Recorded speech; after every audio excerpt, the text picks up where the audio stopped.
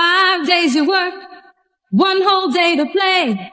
Come on, everybody, wear your roller skates today. It's Saturday, Saturday, Saturday, it's Saturday, Saturday, it's Saturday, Saturday, it's Saturday, Saturday with Renee.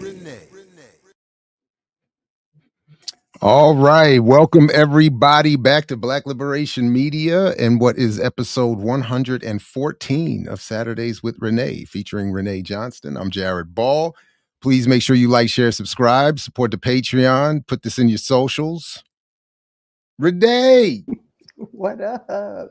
I forgot that we talked about changing the intro. So it's a work in progress, but we did talk about it, and we did. And all that's going on and being revealed about the world of AI, you know, I admit I felt a kind of way about our intro having an AI base, and I asked you what you thought about it, and then, you know, so give me, you know, I'll work on it. Now, the good part of it is that I was able to get that acapella. Which that was good. And the real good news is that the video footage is from NewJersey.com. It's a little hometown, you know, sort of, you know. So hopefully we won't get dinged, right? We won't. We'll find out later. We'll find out shortly, but and by the way, yes, that's Vinia Mojica. I just want to shout her out, who we hear, whose voice we hear, and so now if you're not an expert, as I am not, you know, that this editing takes a minute. Like it is a bit. It's a lot of work, man. Even for that right there was a little bit. But so in time we're gonna work it out, because we're gonna you know, now I will say, with Renee's, you know, final approval, we invite, if you a producer, you got a loose beat hanging around or something, you want to throw us a little something, you know what I'm saying? We can have a little, you know, show intro contest, and win your right to be the producer of the Saturdays with Renee intro. You know what I mean? You know. That would be dope. Try and get off stay away from the AI. And it's going to get easier and easier to replace ourselves. So please, if you are at all interested, see, this is what I'm talking about. This is what we're talking about. There you go. Always with the negativity. Why we got to be negative? Come on, Paul. Paul's trolling us. Paul will probably send us something by the end of the show. So before we do have a guest, and our guest is here. Salute to Dre, who will be joining us here shortly to talk a bit about elections and progressive inertia. Mm-hmm. But you did have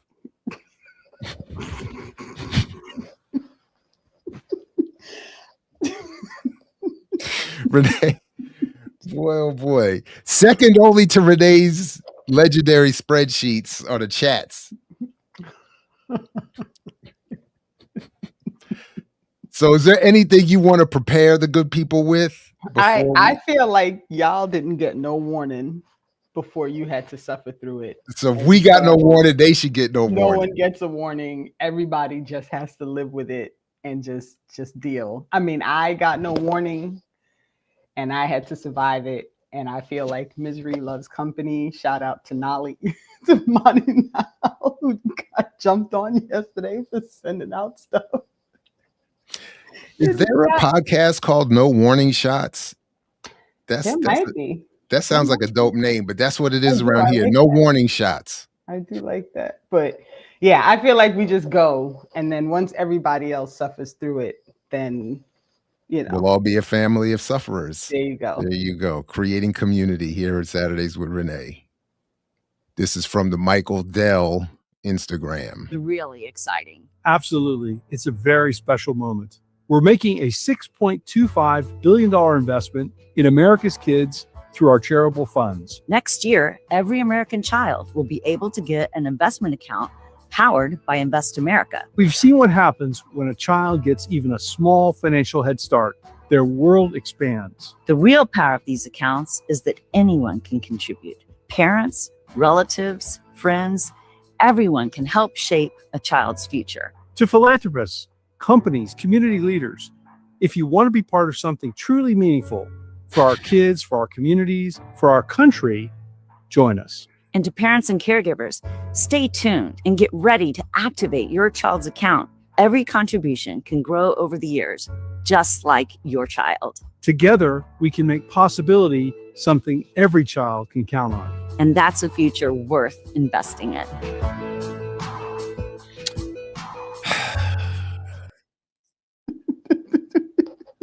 First of all, you have all that money. We can't do better production quality stuff. Like who thought that was going to be a hot promo? But I can't. Like I kept looking for this to be like on the Onions account. Yo, listen, let me tell you something. I watched that and I was like, what in the world is going on?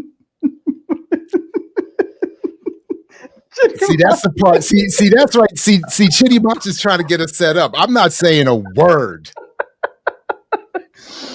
I'm gonna read it because this is why I sent it to everybody. Because I watched that and I was like, what in the world am I looking at? So Chitty Bacha said, what the fuck is wrong with her face? Is she real life AI? Y'all. Nope. No comment. No comment. Listen. But somebody with a lot of money, with endless pockets, thought this was a good idea.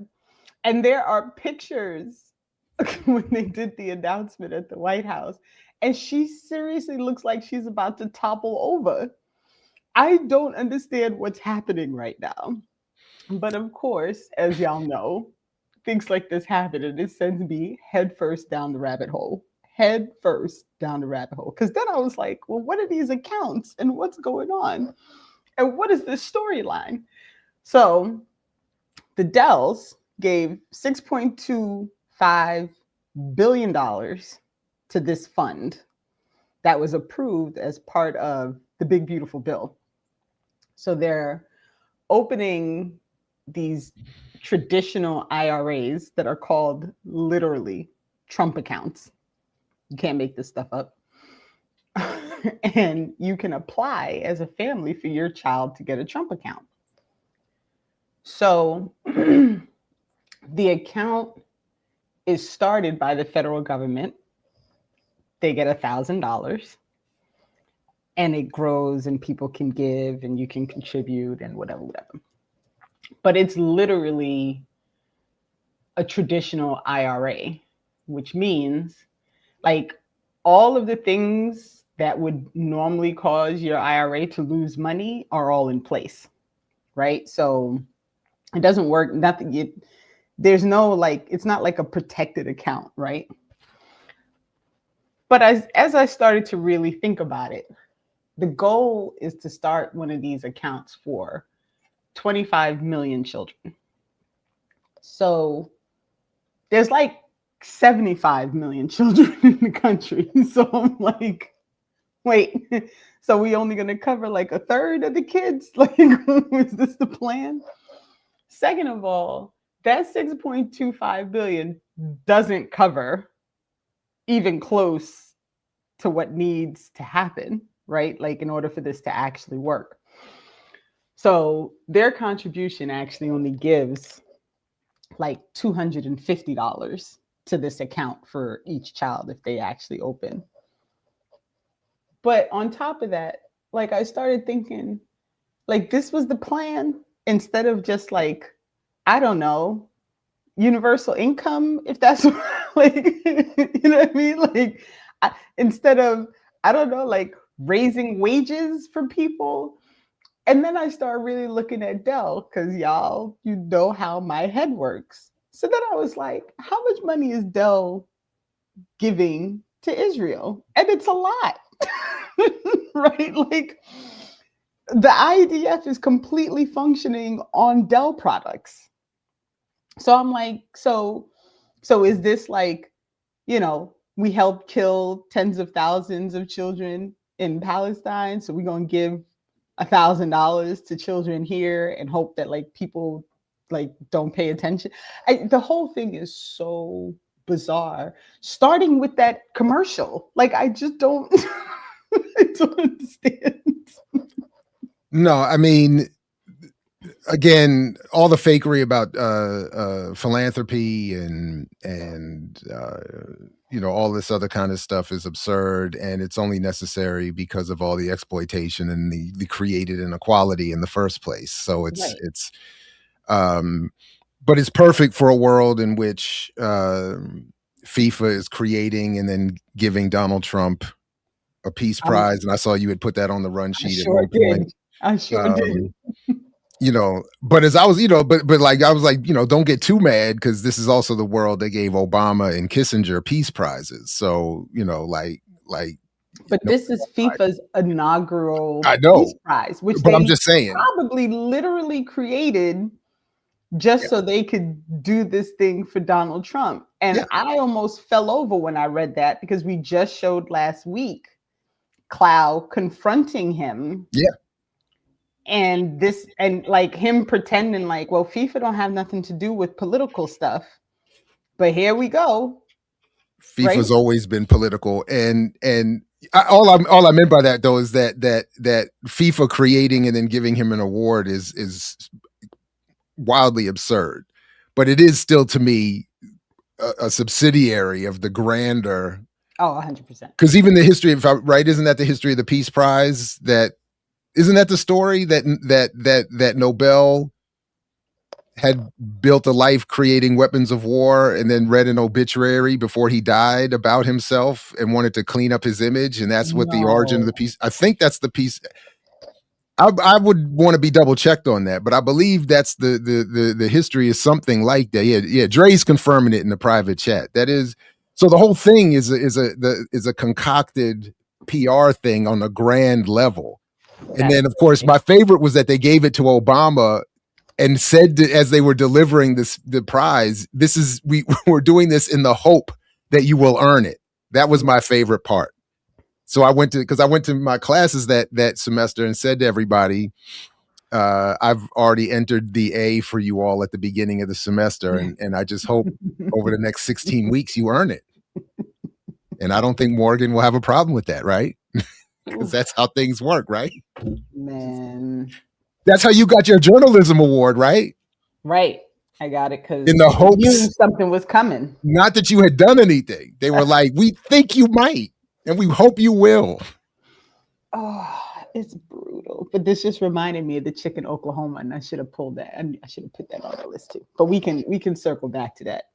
Let's go on and break. Yeah, you don't know the Oklahoma. Oh. No. So just leave it there. Maybe there's someone else like me. We're gonna leave it there. But Dre, you good? You ready? Thumbs up. Yep. All right, here we go. Welcome. What up? What up? What up? Yeah. Assalamu alaikum. How y'all doing? Walaikum salam. Welcome. Peace. Yeah. Got Shaft. Multiple Shaft posters. That is legendary right there. Congratulations. Yeah. Congratulations is hilarious. Yeah. So I mean, you woke me up with that lady face, because I looked up that story and I did my best to not see her face. That face is the thing a thing of nightmares. That shit is bad. Yo, that shit is bad. Listen. I want everybody to know that my goal was to torture everybody else. Because once I suffered through it, I ain't doing that alone. Nah, I feel you. Nah, I can't do that alone. So, as is typical, Dre, if you could introduce yourself to the crew, Okay. People might not recognize that you are the Dre from the chat. So, Yeah. so if you want to Yeah. tell folks about you and what's going on, and you have a little bit of an echo, so I don't know. I got an echo.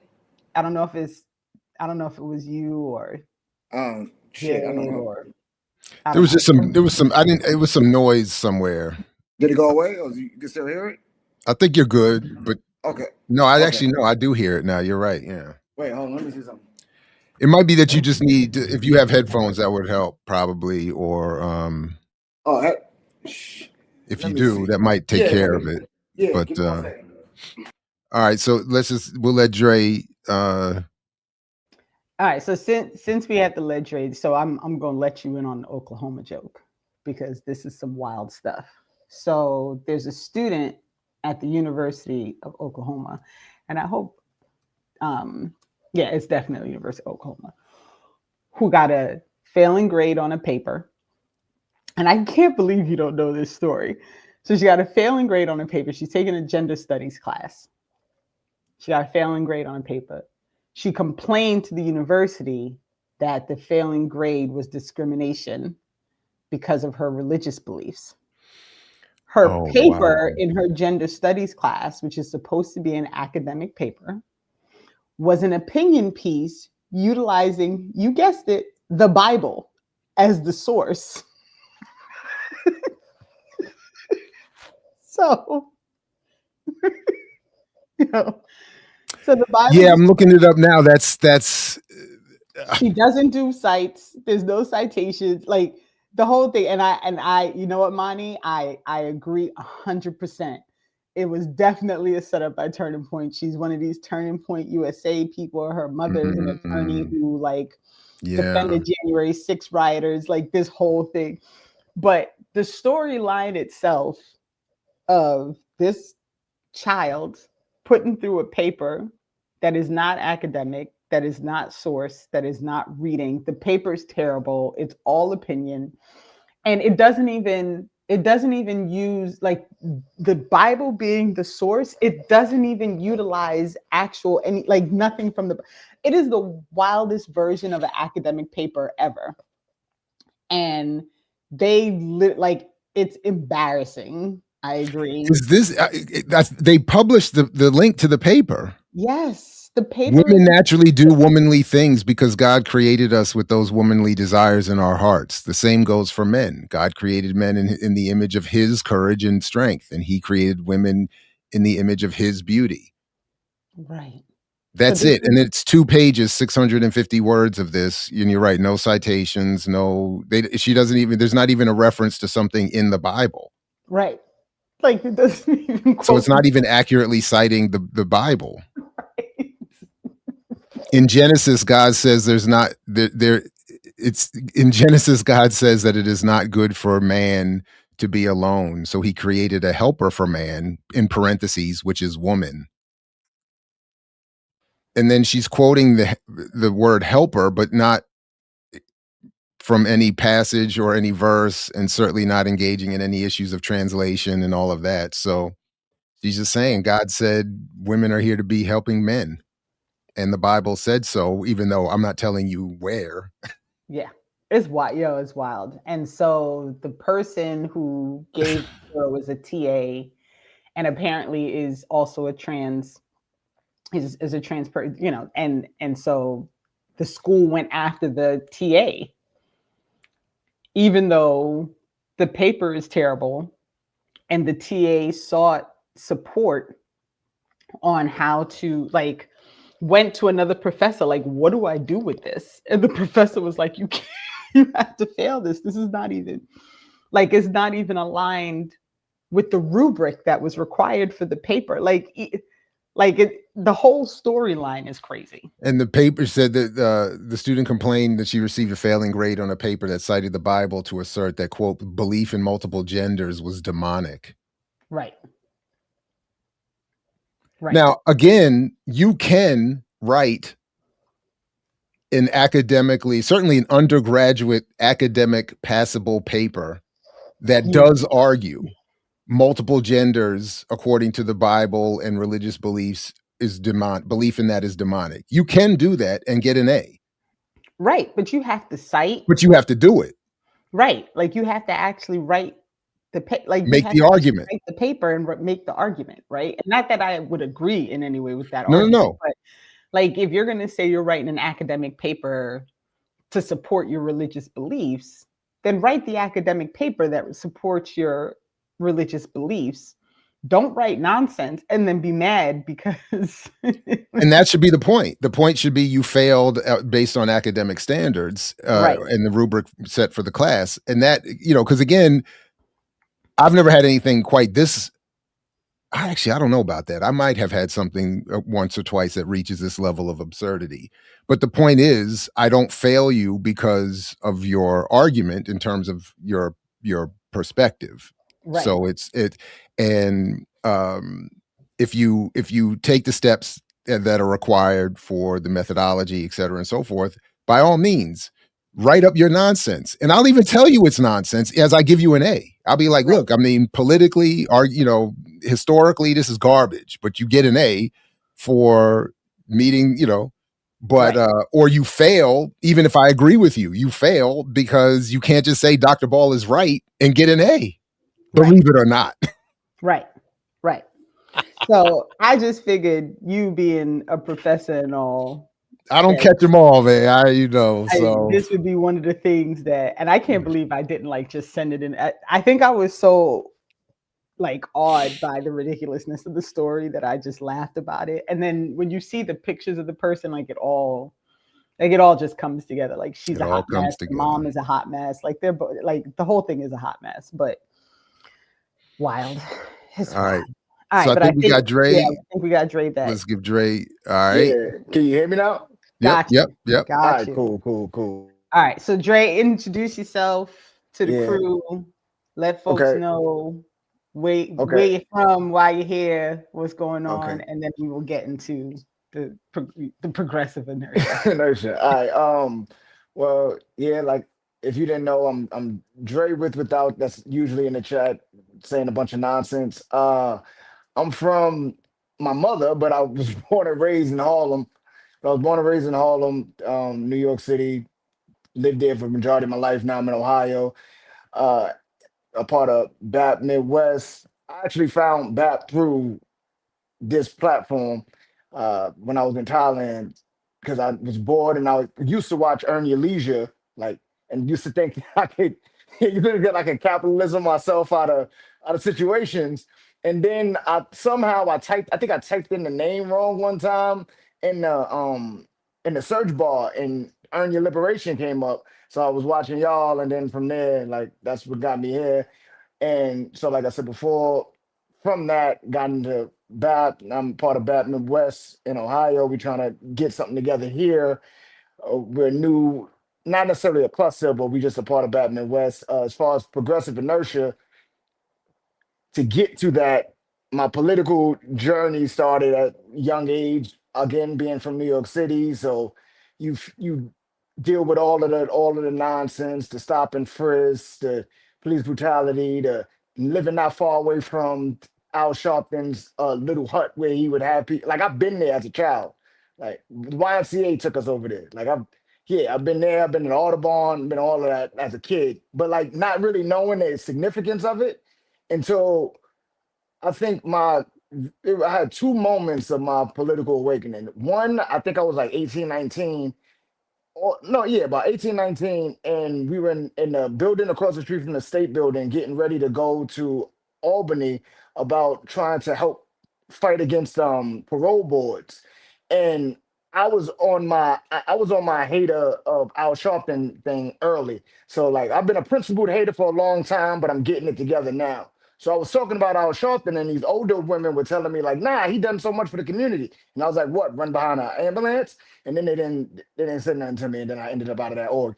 Nevertheless, can I jump in real quick? I forgive the interruption, but this is funny. You mentioned Al Sharpton because and your struggle with hate and I did. So I took the bait and looked up the Jeffrey Epstein Jmail database God. where you can review his emails like you're him. Oh, And I did put Sharpton's name in there. And to his credit, yeah. Sharpton only appears in one email, and I'm going to show it to you here. And it has nothing to do with him directly. It's about him Gotcha. and a joke about him. But it Gotcha. speaks to what you just pointed to. Because it's in an email from 2013. Joel Dunn sent a joke about the shortest books of all time. And one of the shortest books of all time is these are all jokes, of course, is said to be My Christian Accomplishments and How I Helped After Katrina by Reverend Jesse Jackson and Al Sharpton. Yeah, that makes So I had sense. to admit Like, that was kind of funny. yeah, all things but considered. all things considered. All Yeah, things considered. So yeah. I just throw that in there. But it seemed like it was relevant. Yeah. Oh, for sure. So yeah, it was that moment, and then there was another moment when I was talking to my friends downtown Manhattan one time, and I was like super pissed off. Again, principal hater, but just not knowing it yet. Just super pissed off about all the shit that's going on. And one of my homeboys who barely went to school, but he was hella smart, but high school in New York City, like it was a hangout a lot of the times, and then dealing with cops and other dumb shit. Like it's really hard to stay focused. So we talking, and he was like, "Yeah, I hear you. Like I understand you want to go out there and do something, but you speaking how you speaking, like you'll get people riled up, but once you start going, you might not have nobody behind you." And then that made me very regressive in my politics for a bit, where I was just thinking, like, as long as I duck, I'll be all right. And I didn't like that. Like, I like that at the moment. Like, yeah, as long as I'm aware of what's going on, I'm cool. I don't really care about what's happening to everybody else. But as time passed, and as we get to progressive inertia, I'm realizing that that's like basically progressive inertia. And what progressive inertia is, as far as on a baseline, saying that we are in this political climate. We've been in this political climate forever. Politics has been since past 1492, like how they operate.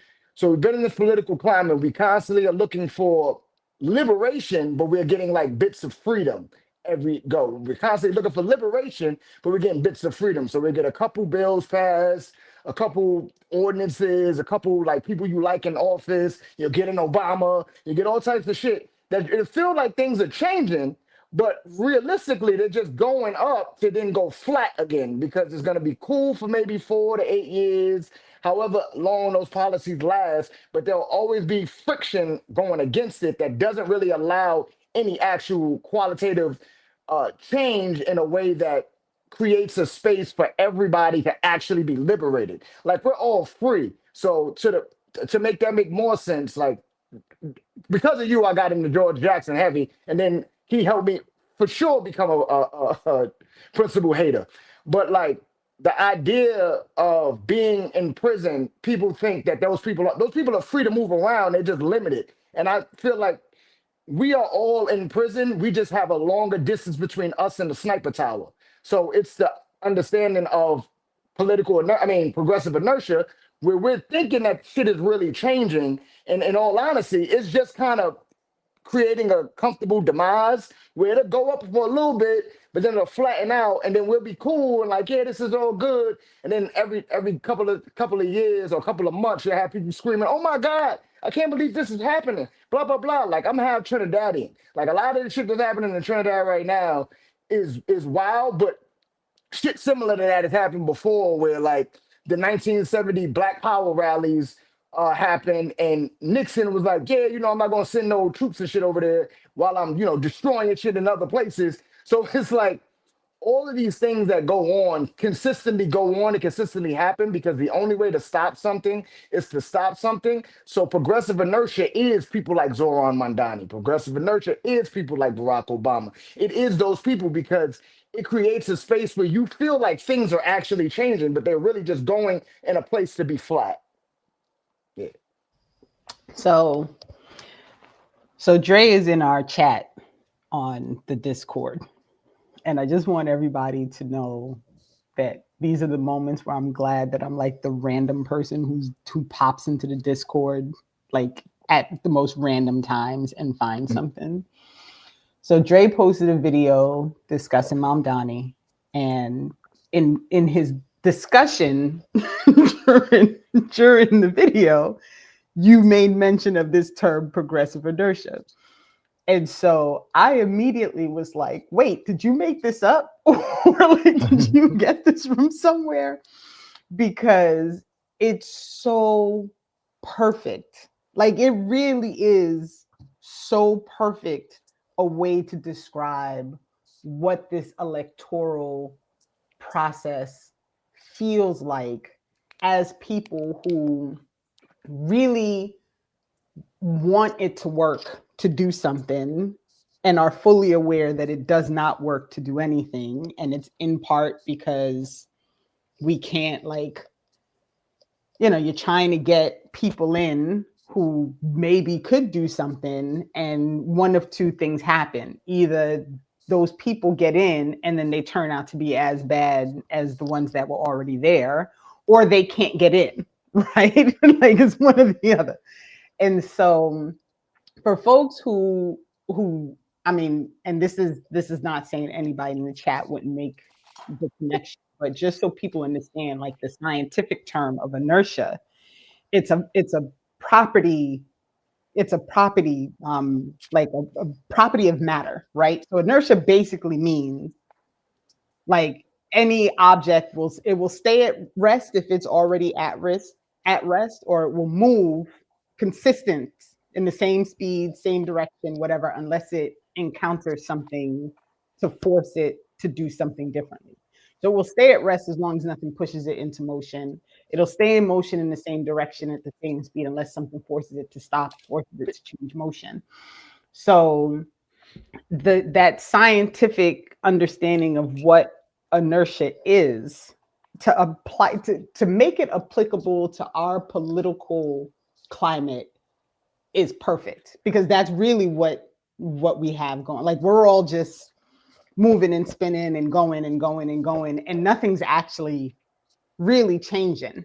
And any little bit of change that we get inevitably goes away because, it's limited. Even the Trump thing that I talked about at the start, these Trump accounts, it's only, like, you can only open one between 26 and 29.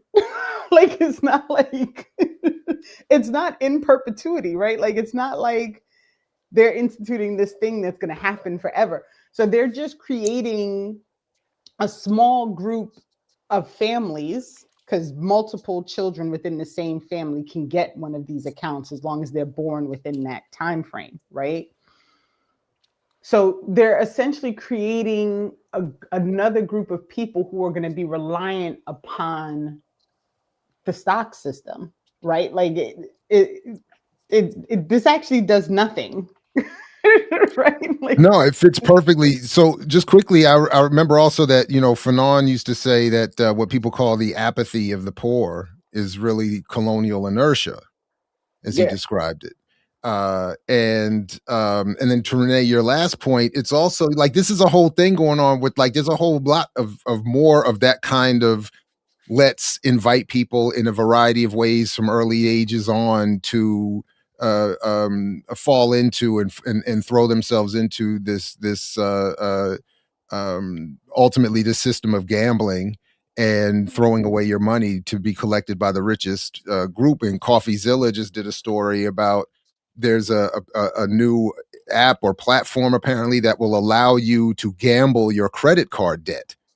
So it allows you to put up your debt and do casino style on, via app gambling to see if you can get rid of your debt. And of course you won't, and you will only increase it. Oh no. But it's like, and they promote it as a fun way of balancing your budget.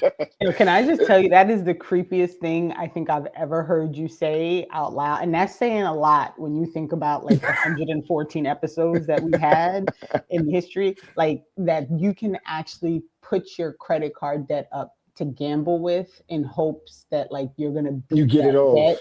when no one ever beats the house in gambling, like, ever. No. It never happens. That's the point. Yeah, that's wild. Actually, to that point, one of my favorite movies, even though, like, he's a shitty person, but he got great movies. Is Blow, right? So I really got into it because I followed like the life of George Jung because of that fucking movie. But Oh, right, right, in the right. in the beginning of that movie, Ray Liotta, who sadly his last movie was some bullshit. It was that 92 or 93 movie with Tyrese, where Tyrese told his son, "Hey man, we shouldn't be burning down stores because that's not the it's not the store's fault. It's not the cops' fault. We gotta be better." Shut up, Tyrese. So in Blow, when he's talking about his life, like his upbringing, he talks about his dad when his dad he loved him and all that. He talks about when his dad is going bankrupt or whatever, and he's dad and George is like, "Hey, dad, like, what are we gonna do? Like, we gonna be able to eat? Is mom gonna leave? Are you gonna leave?" He was like, "Hey, George, I want you to understand this. Uh, the money isn't real in life. You have ups and downs, pitches and falls. So when it's down, you feel like it'll never go up. And when it's up, you feel like you'll never go down again because the money isn't real." And then George didn't understand that shit for his whole life until he got to the point where he went to the federal prison.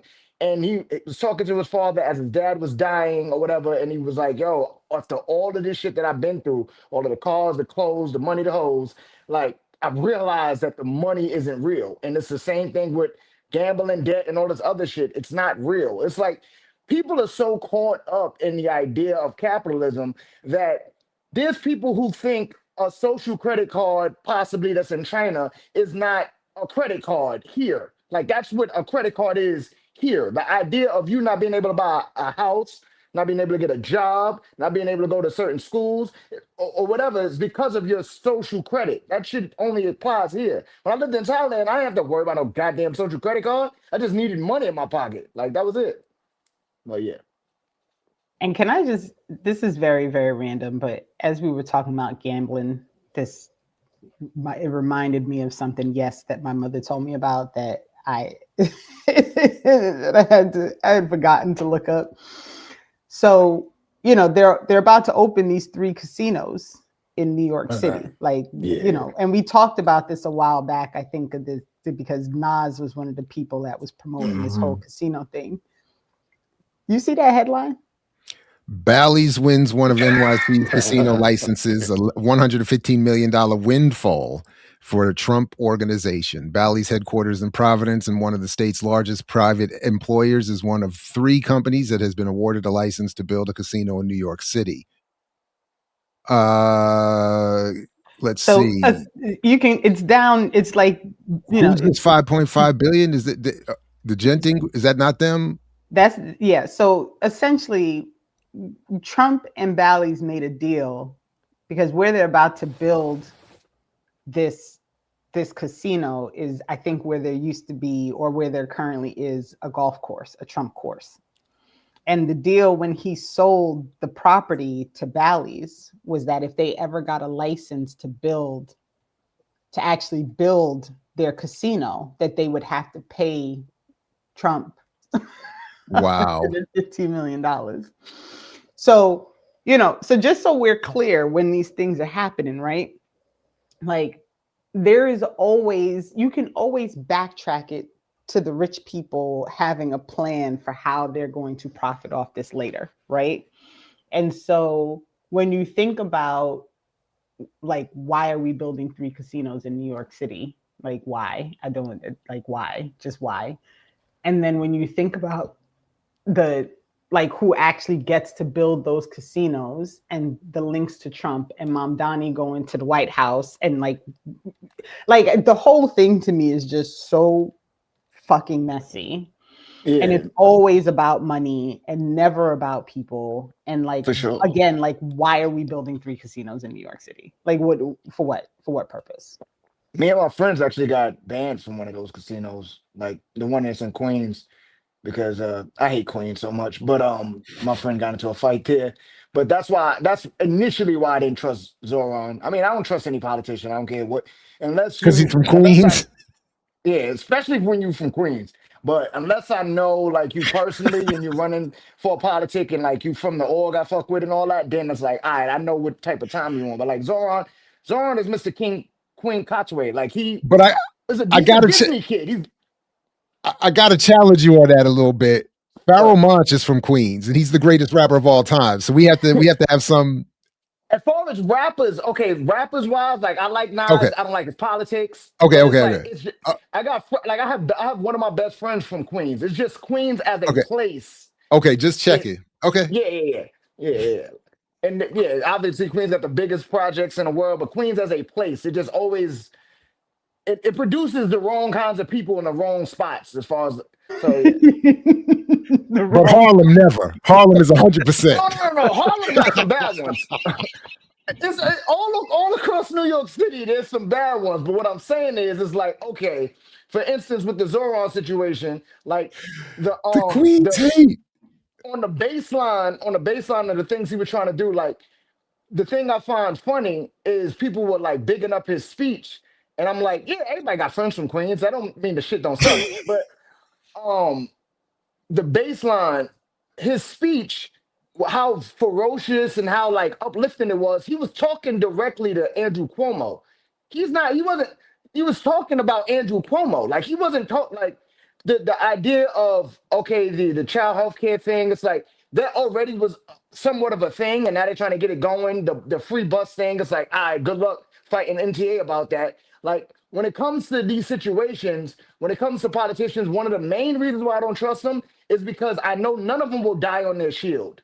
Not one of them will die on their shield. They would rather be the voice for the people than the voice of the people. The voice for the people is somebody speaking for you without your permission. The voice of the people is you taking our collective anger and you being a principal hater. So if you are somebody that is actually running with a position that wants to change shit to stop this progressive inertia, you have to be willing to die on your shield. Because if you die on your shield, then your constituents should carry you, right? But if you don't die on your shield, then you just end up on K Street. Right. And it's funny, like I look at so one of the things I also found That's in funny you said K Street. Renee, I'm sorry to cut you off, but well, that's it's funny okay. that he said K Street like that. That's funny. I Because mean, folks know who know that's funny. I Yeah. mean, it's facts, right? It's it's facts. I can't. But so in part of my prepping for Dre to come on, I was curious about some of the progressive talk that's happening, and there has recently been a real upsurge in this talk about progressive policies because there's a group called Demand Justice that has released $1 million campaign to speak out about Democratic senators who voted with Republicans about, I think, judges or something. I don't. I'm so sick of these people. But their actual in their actual presentation for this this campaign that they're doing, it's all about we're progressives, right? So I put some links in there, Jared. I don't know if you can, like the first one, which is just the about Democratic demand justice. And this is from. It's on the run Wait. sheet. I know. I did this to you. I'm sorry. So this definitely went on the run sheet after you were in there this morning, but before the show. So which link am I looking for? So on the demand justice row 19. Oh, right. Got it. That first one. Yeah. And so this is the group that's now like running this campaign because they're progressives and they want to try and do something about our democracy or whatever. And so you see it says we're building a progressive movement to ensure courts protect our rights, not dismantle them. And so it's this whole thing about like Trump.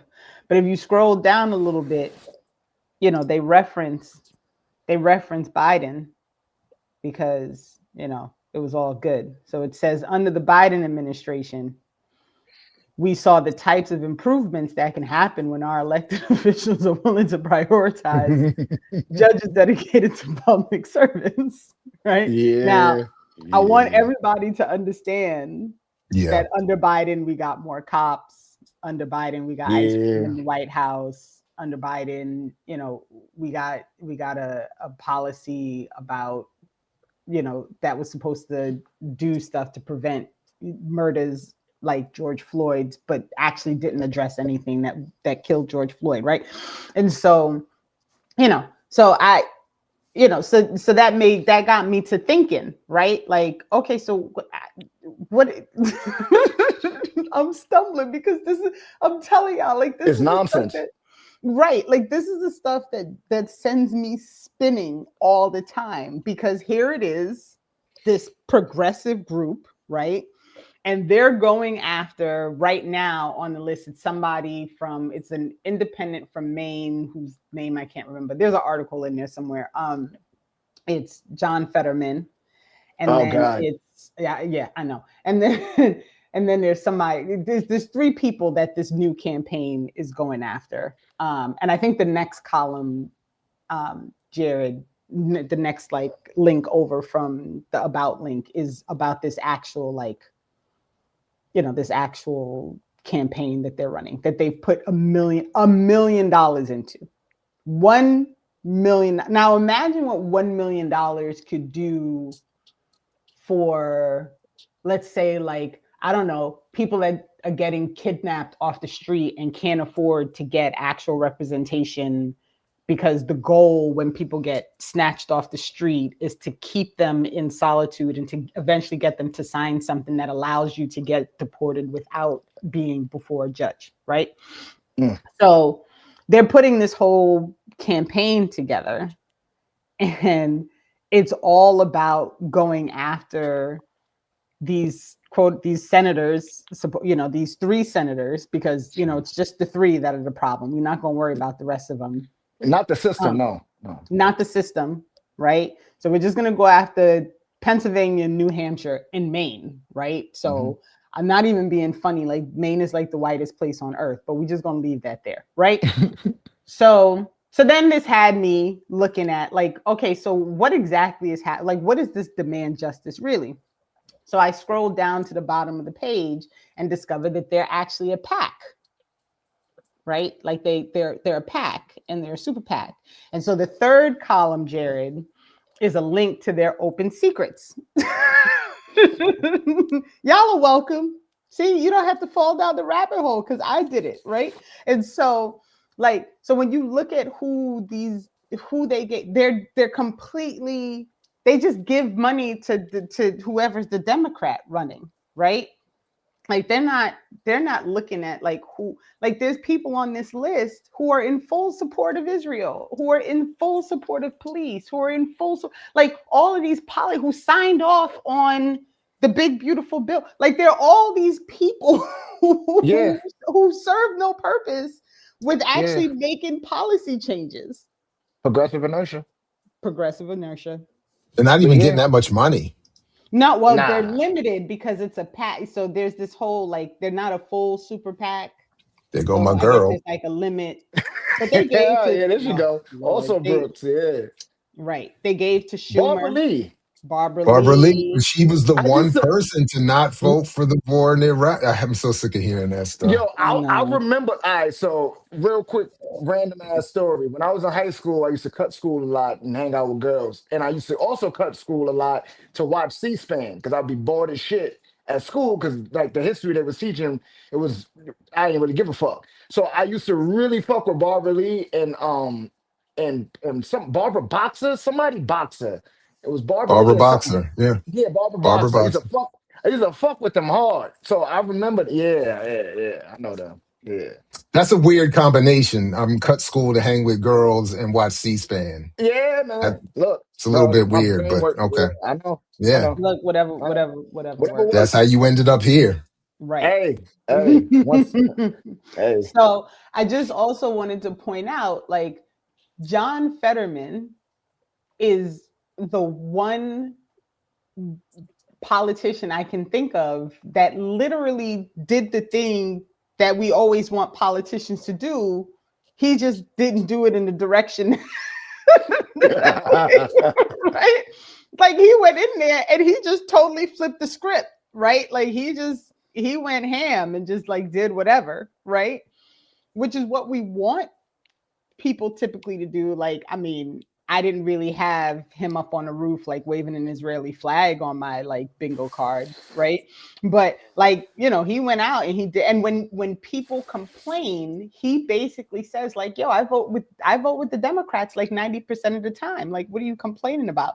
And so even in his like complete like quasi like bucking what he ran on, he's still aligned with the Democrats on more like the majority of things, which says a lot, right? That really says a lot because he's terrible, right? But yet and still he's aligned with the party. Like, so y'all, like y'all, man, Yeah, it's listen. running in circles. It's Right. it becomes a situation where you see again, politicians are supposed to be a voice of the people and not for the people. But once they start locally, they realize, okay, you should vote locally because it affects globally, whatever have you. But once you start locally, these people you can touch them. You in arms length for the most part to be able to touch them. So they gotta kind of listen to you. But as time goes on, you got to go to work. You got to take care of your kids. You got a bunch of shit you got to do while they out there, getting cool with the white machinations or whatnot. As they keep going and moving up from mayor to governor to senator to fucking whatever else, they get farther and farther away from you. They get closer and closer to K Street, and they care less and less about what you got to say because the money becomes different. So they start as a voice of the people because they're trying to get to K Street, and then they become a voice for the people. And then when that voice for the people is really the people that's paying them. They don't give a damn about what you got to talk about. So that's why it becomes a thing of the only way to stop something is to stop something. And the argument of, okay, yeah, we get Zoran. First off, he rolled back a lot of the shit that he was saying before. Secondly, the whole him not saying nothing about what was Rich, not Torres, the other dickhead, um, the speaker, Democratic dude, what is his name? It's not Torres, the other one, The one that's the minor. He's oh my god. He's minority, the minority leader. yeah, Schumer, Israel today, Israel no, no, tomorrow, no, Israel forever. The black dude. yeah, Jeffries. Oh Jeffries. yeah, yeah, yeah, Jeffries, yeah, yeah, Hakeem yeah, yeah, Jeffries, yeah. I write scathing things about him on Blue Sky all the time. But Hakeem Jeffries, when they asked him about like, yo, are you going, back, your DSA, brethren going against him, he's like, hey, I only got to worry about New York. I only want to worry about New York. It's like, then you got people like, oh yeah, he's just worrying about New York because that's where he's gonna start at, right? And then when he start there, then we're gonna get more DSA people over here, and then we get more over here, then they're gonna be over there. It's like, fam, when he got elected, a fucking CIA agent became the governor of Virginia, and a goddamn naval helicopter lady became the mayor or whatever the fuck in New Jersey. So what are we even talking about? Governor. Both were governors. Both Governor, were yeah. elected What are we governors. talking Yeah. about? Hold up, we got a West Point governor here in Maryland, so don't leave us out. Bruh. That's what I'm saying. So it becomes a thing of that's why you gotta organize, you gotta get with your people and build like the thing. There's already all the books already exist, all the speeches already exist. I hate when people were like, "Yo, Octavia Butler she was speaking about the future. I can't believe this happened." It's like, motherfucker, nothing's changed. What are you talking like? Nothing has changed. The only difference is we can just be mad about it online now. Like it's so the idea that you can put these people in position to change things qualitatively in a way that actually brings about like a proper society is like how many times we gonna keep trying to put a square in a circle? Like it's not it's yeah, I don't know. See, you see that whole I don't know. That's exactly that's exactly it. That's how I feel all the time because I'm like are people and we talk about this, right? Like are people not like are they not clear on what's happening? Are they too like stressed and busy and broke to pay attention to what's That part happening? is Right? that part. Like, are they intentionally like, listen, I'm stressed, I'm broke, and I'm overworked and over policed. I don't have time to like be looking at this stuff. Like what is like, and how do we stop it? It's a Right? mixture Like, of it. Yeah. Sorry. Go ahead. no, I'm saying like how, like for real. I want to know how to stop it. I want to know how to get to the place where even the person who is tired, overworked, over police, stressed, broke, unhealthy, like all those things can stop and say, this shit's fucked up and we gotta do something. So it's a mixture. So I remember talking to this one woman I met, and she had like a family member that was like a part of like, I forgot, like you're part of the civil rights movement, but her politics was extra opposite, where she was like, yeah, you give these black folks money, they buy sneakers and blah blah blah. They should be out here marching and going and being a part of the PTA. And I'm like, you do realize that we live in the epicenter of empire. So the people that are in charge, like the predator class, they've created a space where this is supposed to be happening this way. They want you to be in disarray all the time and disoriented, where you'll have a couple people who will be like, yo, what do we got to do? How do we do it? Like, yo, we're going to organize, get a bunch of people together. Let's all be, protest and figure out how we can do shit. And you'll have so many people who are caught up like, I can't because I got to pay X, Y, and Z bill, because they've made the system feel like it's like a tree. And what I mean by that is like when you hear terms like anytime you hear a politician say we're gonna do affordable housing, it's like that doesn't make any sense. Just make the houses affordable. Like what are we talking about? So it becomes the argument of understanding that the system is made for you to believe that you can't live without it. It is very abusive. It needs you to think that there is no other option but what is happening right now. And then it also makes you think that, okay, the only other option is, violence, whatever the hell it may be. It makes you think that, but then at the same time, it is propped up by violence. All of this is violence. Like it's violence and then literal violence. So putting people in that position, creating material conditions where you have to figure out like how I'm gonna feed my kids or feed myself or go to school or get a better job, or I'm only going to college to do this major in this because this is gonna get me money, not because I actually give a shit about this. It creates that space, and it creates that space by making you believe this is the only way. That's why they make those idiotic arguments like, socialism and communism has killed this many people. And it's like, how many people has capitalism killed and is currently killing? What are we talking about? So that's the thing. It's like when you get people to realize you really don't need this. You think you do. Like this is not something that is. You don't have to do. Like we just agreeing to this shit. You don't have to do it. Man, go ahead, Jared. Go ahead. I was just going to say that I don't have any the clarity I think I have around what needs to happen is just also involves everything we're not allowed to say and shouldn't say on YouTube. But I increasingly, you mentioned George Jackson, and I think about him increasingly and think he was increasingly correct.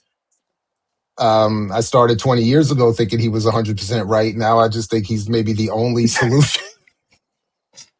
because the reason we keep ending up, you all just showed it. I mean, whether it's PAC money, whether it's as we've talked about elsewhere, platforming, the Democratic Party using that chorus outlet to fund Democratic influencers online, including Roland Martin.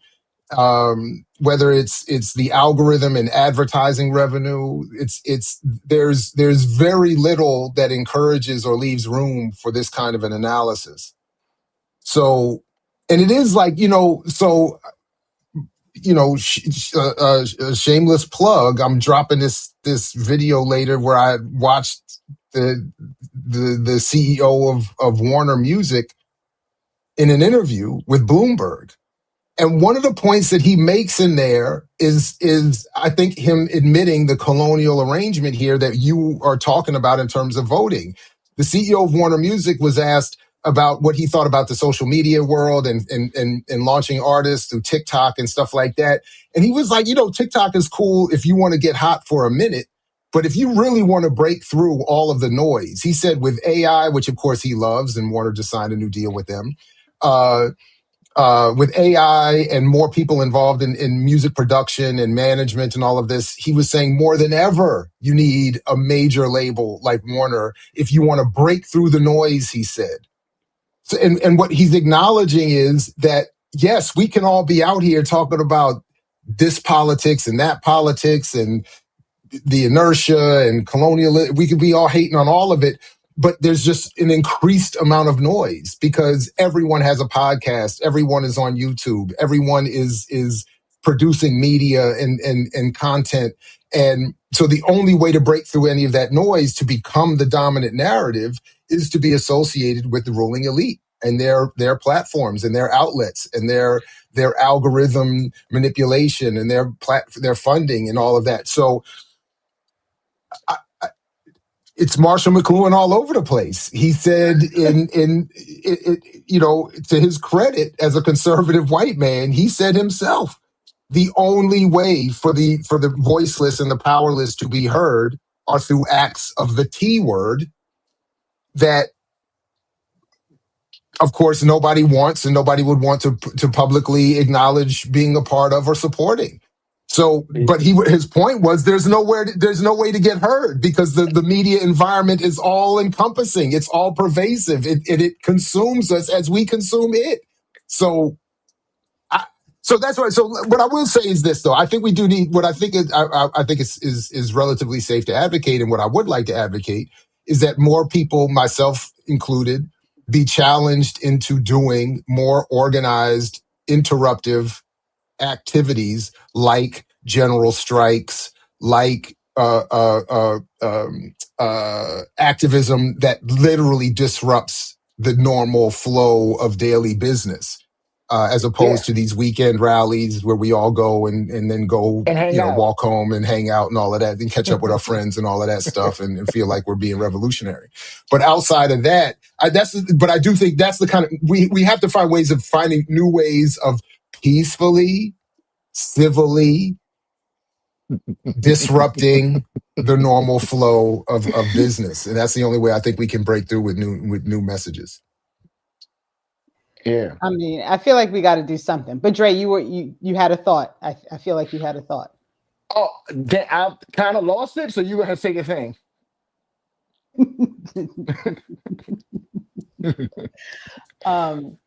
So I'm just thinking, like, I haven't watched this, on the latest one with Warner, and people in the chat mention this whole deal that could happen between Netflix and Warner Brothers.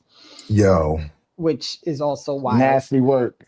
Is nasty work for real. That's a great way to put it. It's definitely nasty work. Remember they told us the internet was going to free up content and level the playing field? It was gonna be the new thing. It was gonna allow everybody to have access to everything, right? Yep.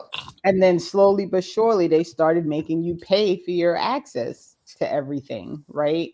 And this deal with Netflix and Warner Brothers, just so it is on for now. Like at this initial construction of a deal that they're doing is only about movies, right? So it's only about the streaming movies. And if I read correctly, HBO movies. HBO and the entire Warner catalog of films.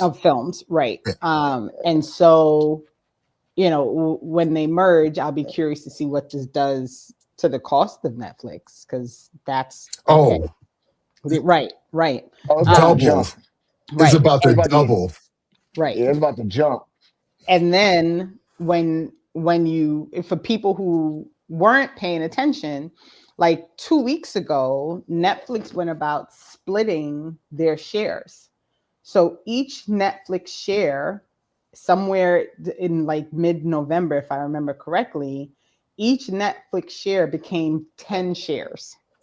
So if you owned one share of Netflix, it became 10 shares of Netflix. which meant that your $1,000 share of Netflix Yeah, they're became splitting it up. 10 $100 shares of Netflix, which allowed multiple people to jump on the Netflix bandwagon and buy shares. So they were able to increase, you know, their holdings, increase their shareholders, increase like all, you know, all the things. And then this announcement happened, and I was like, oh, that's why they did the split.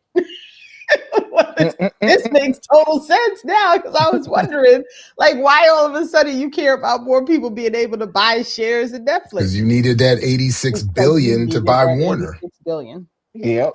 Yep. I mean, the whole thing is wild, and they're just playing in all our faces All the time. about like how, like what is happening and how these things all work, and who's allowed to participate in this process, which brings us back to, of course, Trump accounts, right? Which are basically IRAs, which are funded and, you know, increase or decrease depending on the stock market, which includes things like Netflix. Like, it just never, like it. Now, the real They do what they want. conspiracy. No, I think the real conspiracy that will be revealed in time is that the deal that Netflix spent a few years ago to pay the Obamas to create film content. That's the real play here. They do what they want. They do what they want. I mean, when you think about, so for instance, think about the idea of like, you don't scream, what is it? You don't scream fire in a crowded like movie theater. Like that came from a Supreme Court judge who used the Espionage Act, I think a little bit before World War One, on like three foreigners or whatever have you, that was saying like, yo, don't conscript, like don't fight in a war. They just want you to die for money. And it was like, hey, and the judge saying that them trying to get people to not die for free for empire is like screaming fire in a crowded theater. Like, you're scaring people. Like, no, go fight for empire. Don't not do that. Or even idea of the what is it? The marketplace of ideas came from that same judge. Like, that same judge was saying, oh, that's socialism and all this other shit, because that's not really cool in the marketplace of ideas. So it's again okay, no no need for redundancy, but the idea is we got to just stop playing the game. Like, you got to find ways to stop playing the game. Like, people talk about the Matrix or all this other nonsense. It's like, fam, you live in the Matrix. This doesn't have to be this way. Like, none of this has to be this way. We are choosing to do any of these things. Now, when I say choosing, that doesn't necessarily mean that, like, oh, you can just stop and just not pay your bills and your lights get cut off or whatever. It just means like, oh, okay, if we understand that we are choosing to do these things, then how do we choose to not do these things? Who do we need to deal with to not do these things? How do we organize around not doing these things? And to Kwame Toure's point, rest in peace to him, he said, like, oh no, I hate things. He was like, yo, I deal with things that I hate. Like, I read Mein Kampf because I hate Hitler. And I think he was like, I think all European Jewish people should read Mein Kampf to understand the mind of the person that you hate. So there's a lot of things that I hate. I wake up hating shit every day. So to do that, you need to understand that, oh, okay, none of this has to be this way. All of this material, the dialectical material, that we going into barbarism, but I would argue capitalism is already barbarism. Like, it doesn't have to be this way. We are choosing to do that. So understanding that you are choosing to do that then makes you have to question yourself and do some introspection. Like, wait a minute, who the fuck do they think? What? Yeah, but No, I agree that this needs to be clipped, and the headline should be Dre agrees with Kanye. Slavery is a choice. That's the thumbnail title of the clip right there. Only man. only you would take it there. Well, let me get clicks. Let me get clicks. Hey, we going viral today, baby. We We going going viral with viral this today. one. Oh man. So Dre, you had mentioned earlier that you are a fellow tether, which I thought I was about to say, y'all got me up here with these tethers. Where's my I know, FBAs at? with the God utmost damn it. utmost disrespect. Uh, Lord, yeah, listen. yeah. Um, so you sent us an article. There's also a road, Jared, and we might as well just go there because like why not? So there's also a Oh You road know, yeah, in that when I yeah. think Trinidad and about it, I Tobago. have to join this FBA shit because this is the only place where my being half black gets me fully included. So like No, I you gotta might be a have to switch up on this shit right you here, gotta be man. a, oh no, you gotta be a Sulan. So look, before we go to that, as a principled hater, I looked into that Sulan nonsense. I've talked about it in the chat before. I've scared people with it already. So Sulan is actually from Tariq Nasheed. His two little minions that made this shit a for-profit organization. What Sulan means is soul autochthonous African, whatever the fuck. So they're saying that they're native to here and that they aren't connected to Africa for real, but that they still practice hoodoo because that's still a part of their culture. And then like Wow. I got the video. I should send it to y'all of Tariq Nasheed like bigging them up for like, yeah, we need to do that because you know that ADOS thing kind of fucked us up. The FBA, you know, we need to change the language. He literally says we need to change the language. So this so long we can keep them all messed up. Because the same dudes that made up so long, I think he did an interview on one of those publications, and he was like, yeah, you know, that Monaleo, what she's talking about is not what we're on. Like we're not including everybody for real. This is about America, like America. Hey, that's Yeah. it. I'm America. telling you, I'm out. I'm about to switch up. So I'm sorry, Renee. What link? No, listen, What and link just was I just for looking the Trinidad. for? sake of doing it, I will throw out my classic that my son does whenever he's making fun of this fucking nonsense, and he goes, "Marca, call, America. call." But so Dre, you are part tether and from the beautiful Trinidad, and so Yeah. there's been a lot happening. And as people might be reminded, last week I was so frustrated and irritated with this whole thing that I had Tobago and Guyana and Grenada and all the places all mixed up because I was pissed off and irritated. And so I Mhm. put a note. I don't even know if Jared noticed that I put a note like chastising myself in the video last week because I was so mad at myself for being so pissed off that I had all the islands confused because I was just fucking Yeah. irritated. But Yeah. Yeah. we've been also discussing the fact that the U.S. military is utilizing Tobago and has been welcomed to do so by the Trinidadian Prime Minister, By President. Kamala, Right, yeah. right. And so you sent a article about the people landing, I guess, pulling up at the Ships. port in Trinidad, the Yeah. ships, right? Yeah. Because they're The whites, right, the buckler. right, Yeah. right. Yeah. And so, do you want to let's talk about Trinidad a little bit here, and then I know you Yeah. recently lost your brother, and so Yeah. I'm sorry, Mm. extending condolences to you and the family. Thank you. And so I know there's also some stuff happening that you're trying to get support for with your brother. So let's talk about Trinidad and all these things. Yeah. So like me, so my father, he's from Princess Town, like originally from Trinidad. I was born here, but like I'm because of him getting closer to understanding like my heritage and shit like that, because I just see black as all encompassing, but because it's African, like it's all it's encompassing. So what's going on with Trinidad, it feels like I lost my mother in 2020. I lost my brother this year. It's like both of them during this dickhead's administration, but it doesn't really matter. But like the idea of them pushing in onto Trinidad and them using them using Tobago to as a basically a military fucking base to set up to go at Guyana over wanting to get into Venezuela, and then people arguing like, oh yeah, we don't really need to worry about South America like that. And then like all this other stuff, people like, yo, we need to step back. It's like, yo, Trinidad and Guyana are only 7 nautical miles away from each other. The the thing that they put up, the radar that they put up, replaced an Israeli radar. It was an Israeli radar in Guyana in Tobago first. They put an American one that's there. As they have that there setting up, bringing out the Ford ships and all this other bullshit, people are still traveling to Trinidad. So it's a bunch of whites that are coming up on ships and stuff like, oh, nah, you know, it's all good. We can come to Trinidad and have a grand old time. One person, like, I didn't even know there was something going on. Like, and within this article, one glaring thing that stuck out to me is the UAE. The UAE has partnership with Trinidad where they're going to do a dual passport. But the way that the dual passport is going to work out is that anybody from the UAE, and this is not, I don't give a shit about borders. This is just speaking pragmatically.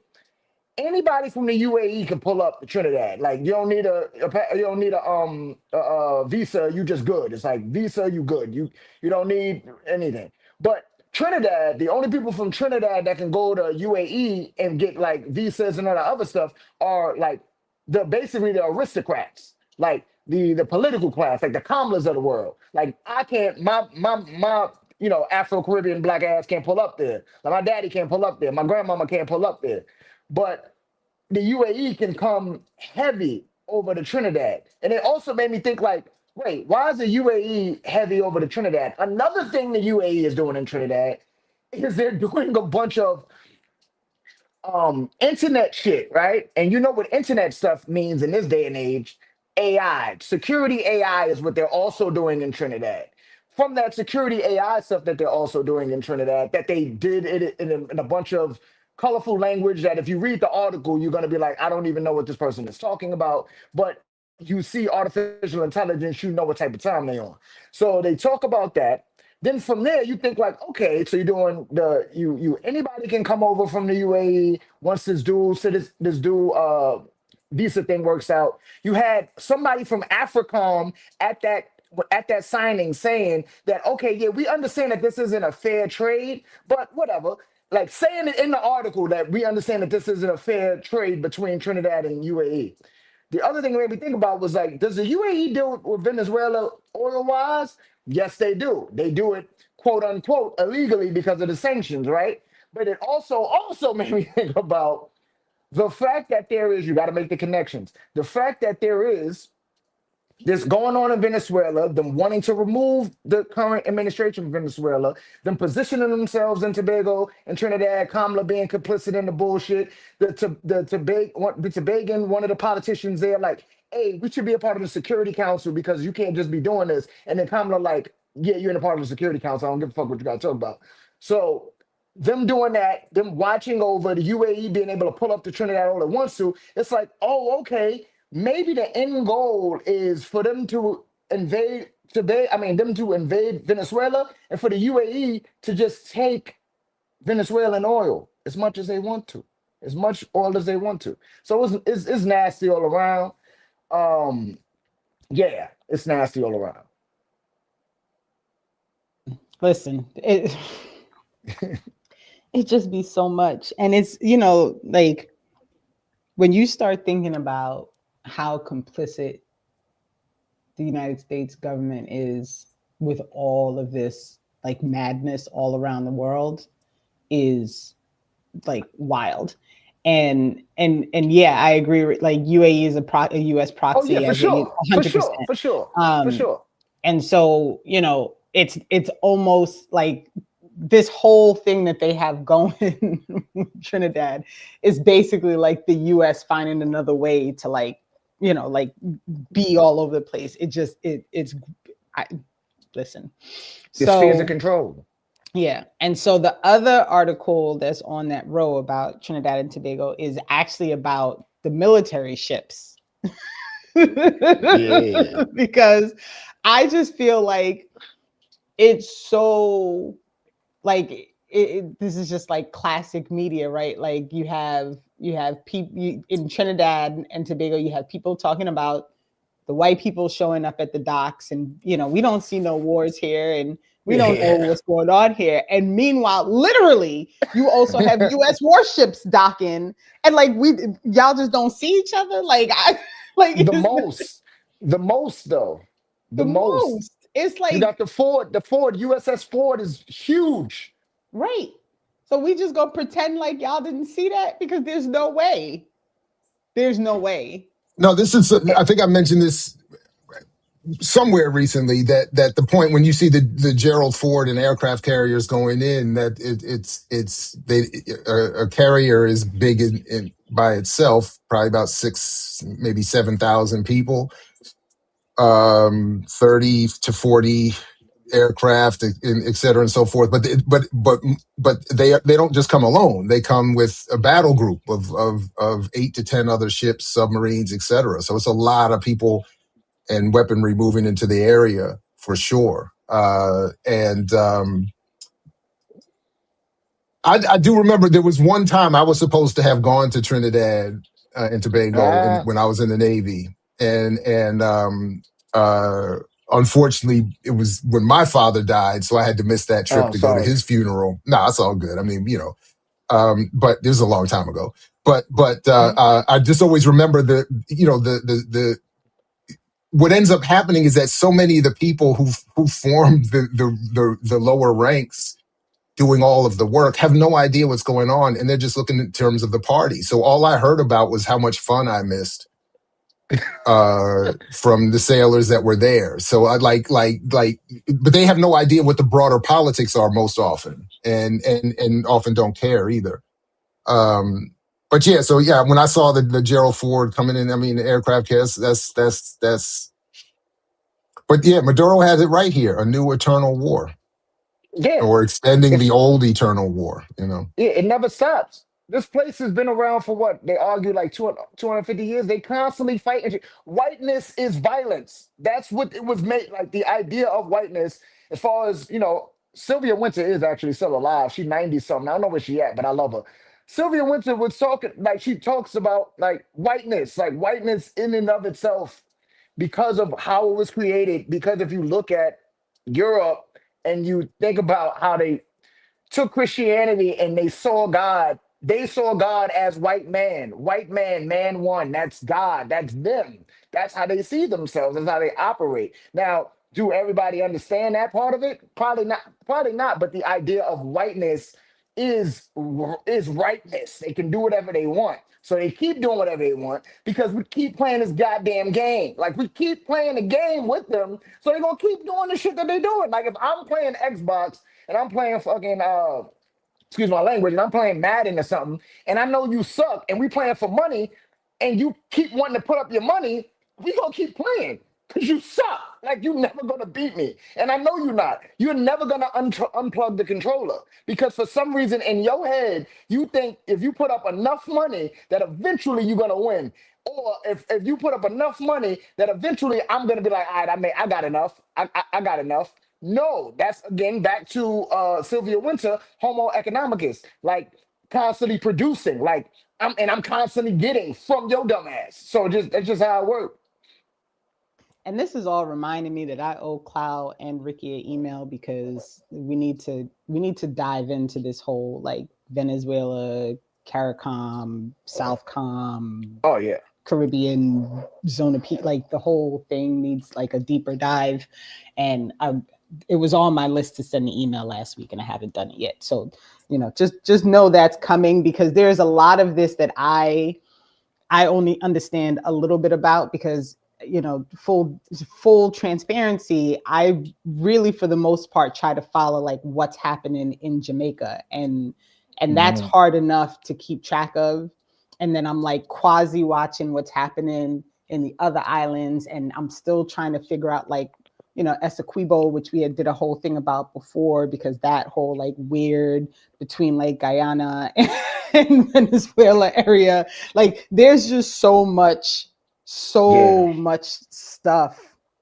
And again, just like we talked about with the inertia, the progressive inertia, like there's just so much information, and I'd love for us to try and find a way to kind of synthesize it so that Yeah, people that through can line. take it all in, because it's just a lot. Like even recently, like there's a new fight now in Jamaica post post the hurricane, because the PM was trying to send the military into cockpit country, and Curry was like, no man, like don't, you can send the source, you can send the resources, but don't send no military here.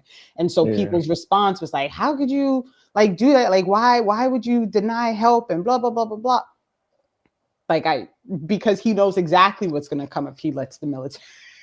He lets it, like Yeah, no one, So the whole thing is like there's just a lot. So outside yeah. of that, Dre, do you want to talk about, because I know you're trying to raise funds to Oh, to help get my brother. family. If So you want to talk about that a little bit. yeah, it's. I mean, yeah, it's a lot. But my brother. So I was in Thailand training, and I got like a call like June 15th, about my brother being found dead. And so, as far as I hate Queens, I also hate New Jersey, but I like you, Renee. But because my mom died in Jersey too. So my brother being found dead in Patterson behind a building. Um, so like that crushed me because I'm like in literally like two different time zones. I hadn't been handling all that by myself, but I'm trying to raise 20K all together to go to Trinidad to like do a proper service for my brother. I'm doing it by myself. His father doesn't even know he's dead. Because they don't fuck with each other. He was only 28. He was dealing with mental health issues. He was also dealing with, because of the mental health issues, it caused it because we live in a system that doesn't give a shit about people. It forced the idea of like dealing with mental health issues more often than not, depending on the severity, you're going to end up homeless. He was in and out of that situation. It was very hard for me to do anything because he wouldn't take on, and it's like you can't lock people in a room, and then I'm also a state away because he was also in Jersey. um he was found behind a building in Patterson, New Jersey. Uh, they didn't identify his body. They identified him. They found him May 1st. I was contacted June 15th because it took them having to do the FBI fingerprinting to figure out who he was, and then they got in contact with our grandfather, and then my cousin got in contact with me. So I'm trying to just get the monies together to put him and basically my mom too to like rest properly because my mother died of COVID. She had no health problems in regards to heart issues prior, but she worked in the medical field. She was the head of billing and coding for oncology at Montefiore Hospital, and then she was also the head of that in St. Luke's Hospital. So I know a bunch of shit about random shit about like hospital stuff because of her, because she would come home complaining about doctors and about how fucked up billing is and how like how and she also explained the ACA to me, like the parts that they wasn't telling people. And so her working that job, going back and forth, she ended up catching COVID and it gave her a heart attack, but nobody got in contact with her for a few days. So we had to get the cops to break her door down. She probably dead for maybe 2 or 3 days. But yeah, so I had to even handle that by myself too. So yeah, and then I've been dealing with a lot of death. And then my cousin died. So yeah, a lot. Sorry about that, but yeah, a lot. Yeah. No, don't be sorry about that. Like, listen, and just folks in the chat is sending Oh, condolences thank you. I appreciate that. and thoughts to the family. We just dropped in the chat the link to the GoFundMe. So if people are able and can give, if you can do so, please do. It's also in the show description now too, Thank you. Um, I as is the link to Dre's YouTube channel. Appreciate that. Thank you. Wait. and I I hope we can help you get to that goal. This is Yeah, this is thank a you. rough. That's a long list of a lot to deal with. Yeah. You know, Yeah. I was explaining that to somebody last night and it was like, fuck. I'm like, yeah. I mean, that's the thing where so to Sylvia Winters, I gotta find this woman. She's 90, but I wonder if she need a boyfriend. But so Sylvia Winter, her book, her I can't stand you. book, what is it? I got is to be human. To be human is a praxis, and reading like that, just that title alone is heavy. But it also made me think. Also, to see somebody as human is a praxis. So that's why whiteness is so bad because they don't see humans. Because if I am practicing being a human every day, whatever that's supposed to be, but to the best of my ability, right? Then if I see you, whether we have disagreements or whatever have you, but I still see you as a human, I can treat you as such. If I see you as a human, whatever crime, let's say you committed a crime and I run in the judicial system, blah blah blah, and it's done in a fair way, you did the crime, I won't give you the death penalty. Why? Because I see you as a human. Let's say you are dealing with mental health issues, blah blah blah, and the third. I'm Since I see you as a human, I won't throw you to the side. Why? Because I need you to be to the best of your ability because I see you as a human. If you are unhoused, if you are homeless, I can't let you be homeless because I see you as a human. So there's no such thing as affordable housing if I see you as a human. The houses are just affordable. If I see you as a human, you're just gonna be able to eat food. If I see you as a human, all of these things like medication and all that shit is gonna be free because I see you as a human. Actually, the word free won't exist because I see you as a human. Because then that means there's no need for me to have to market shit that's supposed to keep you alive. Like I could market you an Xbox, but I'm not gonna market you medicine. So yeah.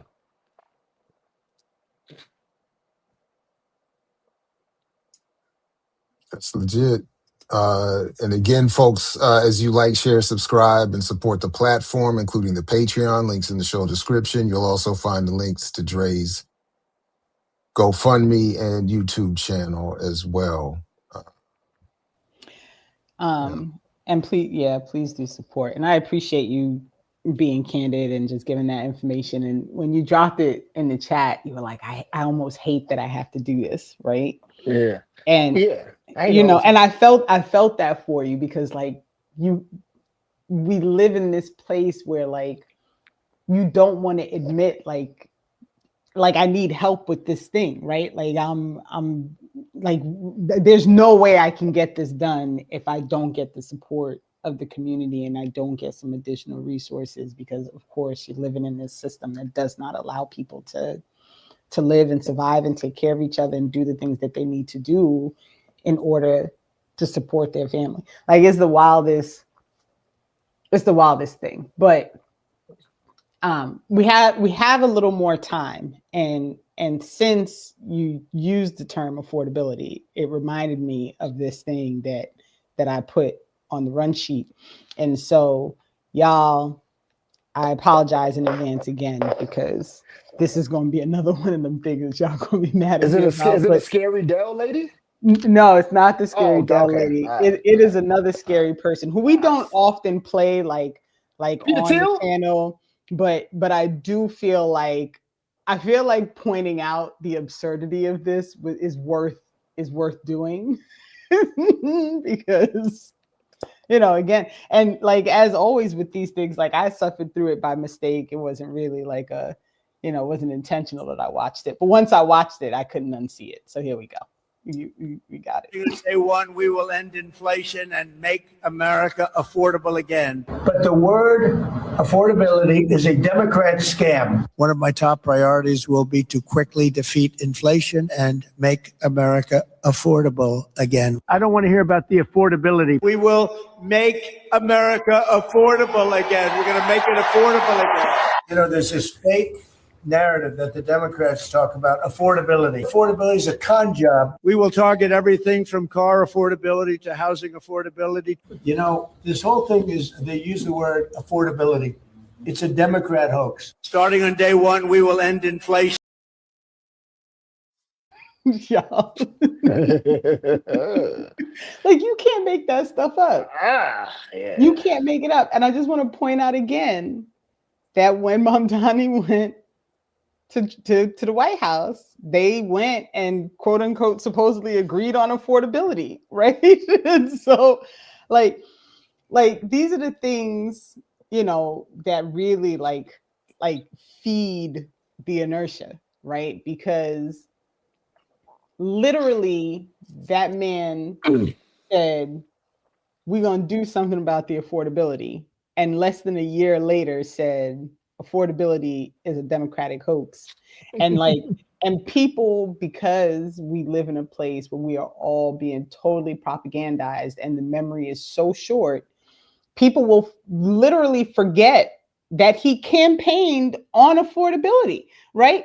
And so the wildness of it all, when you see how quickly the term switch, right? And how quickly and this cult that exists that follow this man, like they just gonna say like, oh no, he never said that. Like even they would watch that video and say that it's like fake and it's AI and he never actually said anything about accountability. Like it is the wildest. It's just the wildest thing I've ever seen. I don't. I was a little bit in awe watching that one because I was like, wow, like, we really just flipped. Like we just straight up like just change directions and no one mentioned it. There is not one mainstream outlet that is, but they were quick to point out that affordability is what he agreed on with Mamdani, which is wild to me. Yeah. They'll say anything. They'll say anything. I mean, Oh, go ahead. no, I was just gonna say I did watch that movie that came out a year or so ago about him. What was it called? Oh damn. It's not The Apprentice, is it? No, but something like that. That dramatic film that came out just before the election about Trump's life. That seems oddly or eerily realistic, but I'm sure he would deny all of it because it does show him R-wording his wife. It does show him engaged in some other salacious activities. And one of the points that's made throughout the film is that all of his mentors taught him to do just what you saw in that clip. They were very explicit. Roy Cohn and the other ones all said, just keep talking and lie repeatedly and lie at will and say whatever you need to say in any given moment and double down on it. So it just makes perfect sense. And he's proving it to be relatively successful. Just like a Queens person. Just like a Queens person. That's the bottom line. Trump is from Queens. That should have let everybody know. I'm trying to tell you, right? You should have. When I moved to Ohio, man, I had so many people here like that were like, "Yeah, I'm gonna vote for Trump," and I like as a New Yorker, I tried to, and I came here. I was like, y'all don't feel that that's a finesse? Like he's lying to you. Nah, but your Harlem boy did that though, Dre. Look, unfortunately, I watch too much of the nonsense, and I think Cam talks all the time about how he said everybody wanted to leave New York and run their dope down to Florida. He said it's a much shorter trip to go to Ohio, so he set up shop in Ohio. That's true. So it's true. And he's a Trump supporter. That makes sense. I'm trying to tell you. That makes sense. Like, and what's funny is like. Well, that's a random story because like that pink Range Rover, I used to see it because like it would be in the Bronx because he would let his friends drive it. So I'm pretty sure that was probably a Trump mobile before the Trump mobile. Oh wow. Nevertheless, the idea of just saying whatever is because what you gonna do about it? Again, if we keep playing this game of Madden and you suck, like what you about to do about it? Like you ain't about to do shit. Like, for lack of a better term, they think you pussy. Like they just gonna keep doing whatever they want to do because what are you going to do? Like, okay, you can argue, we can have conversations, we can have debates, we can write books, we can have sermons, we can go to the mosque, we can do all these things. But ultimately, if we all know that the one thing that has to happen that you can't say on YouTube should happen, it's like, okay, that has to even be organized. Like, I don't understand why people just kind of disconnect these things. Like, you watch these certain films that invoke that, like, or that bring that up. Like, for instance, Star Wars, even though I only saw the first one, but like that's supposed to be like the Viet Cong. Like, you see these movies, you're like, yeah, blah blah, send the third. It's like, yeah. Granted, those movies remove a lot of the politics, they remove a lot of the organizing because why would they show that to you? But the beautiful part, like the fighting and all that, like that's not even how revolutions happen. Like it's not just somebody wilding out and then everybody wilding out. Like you have whatever, man. Yeah. No, somebody pointed to it in the chat, and I just want to acknowledge that yes, I did sound. Aha! Aha!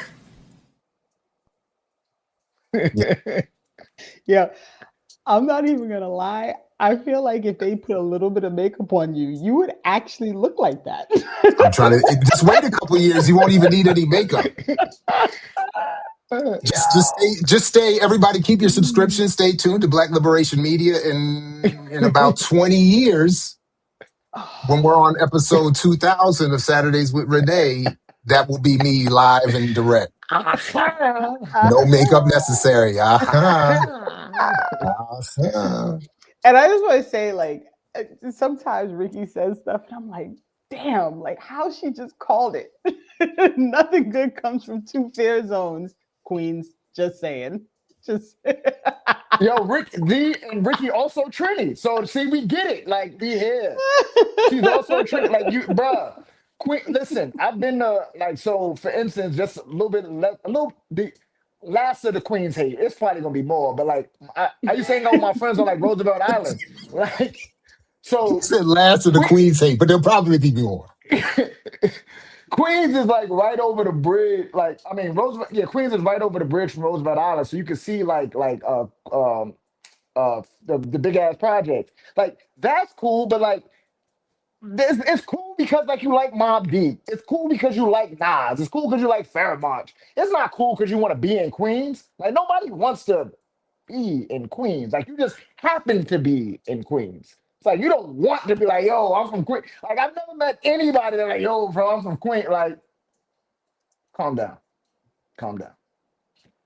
I do have the fit. It is waiting in the closet for me. Don't worry. I'll be back. I'll be back. So real quick, we had a question in the chat earlier, and so I'll because we still have a little time. So Latif, shout out Latif, says, small business owner operator here. How do I prepare as an entrepreneur to support a general strike while considering the trickle down impact? And I don't know if we even have an answer to that question, but it's a good question. That's a good question.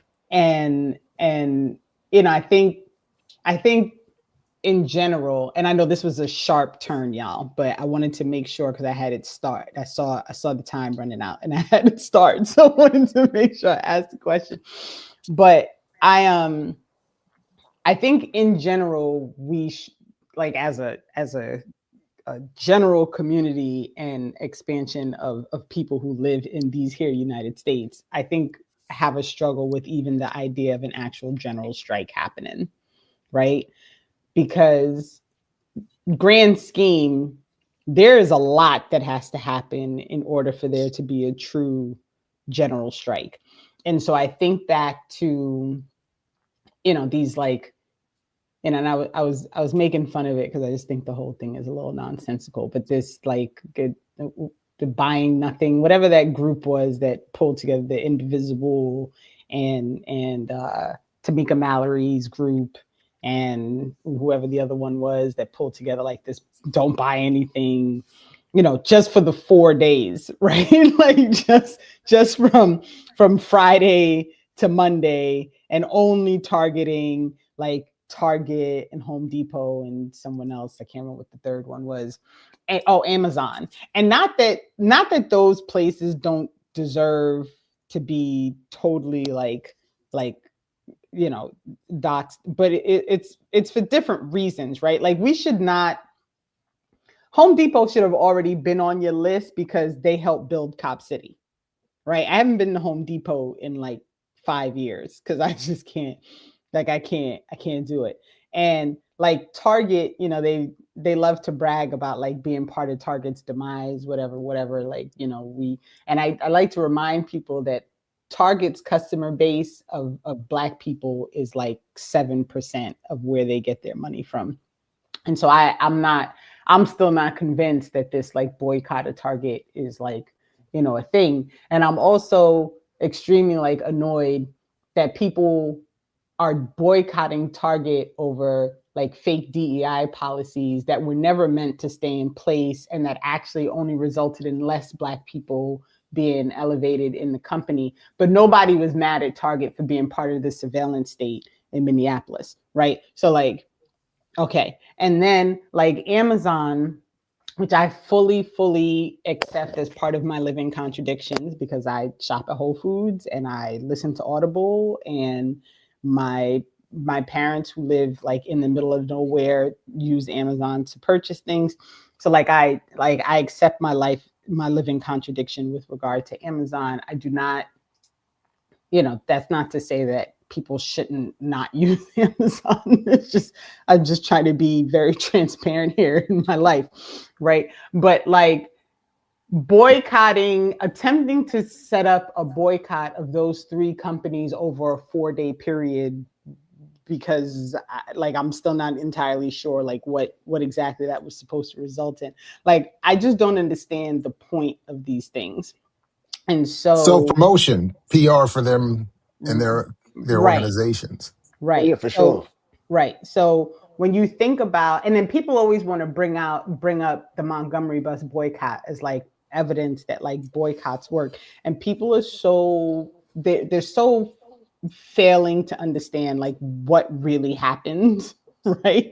Like what really happened, like how much work it was in order to get that boycott to actually be a thing that resulted in any kind of change. Or even, why is that the only one people reference? Right. And so there's just so much. But I don't know if you The all article have that I any just pulled input. up, Yeah. just again to credit you, Renee, that article I just pulled up where Tamika Mallory is making this point about 800,000 Black women are out of work, and then saying that this is likely due to the lack of DEI at Target and elsewhere. You already debunked all of that. That's patently absurd.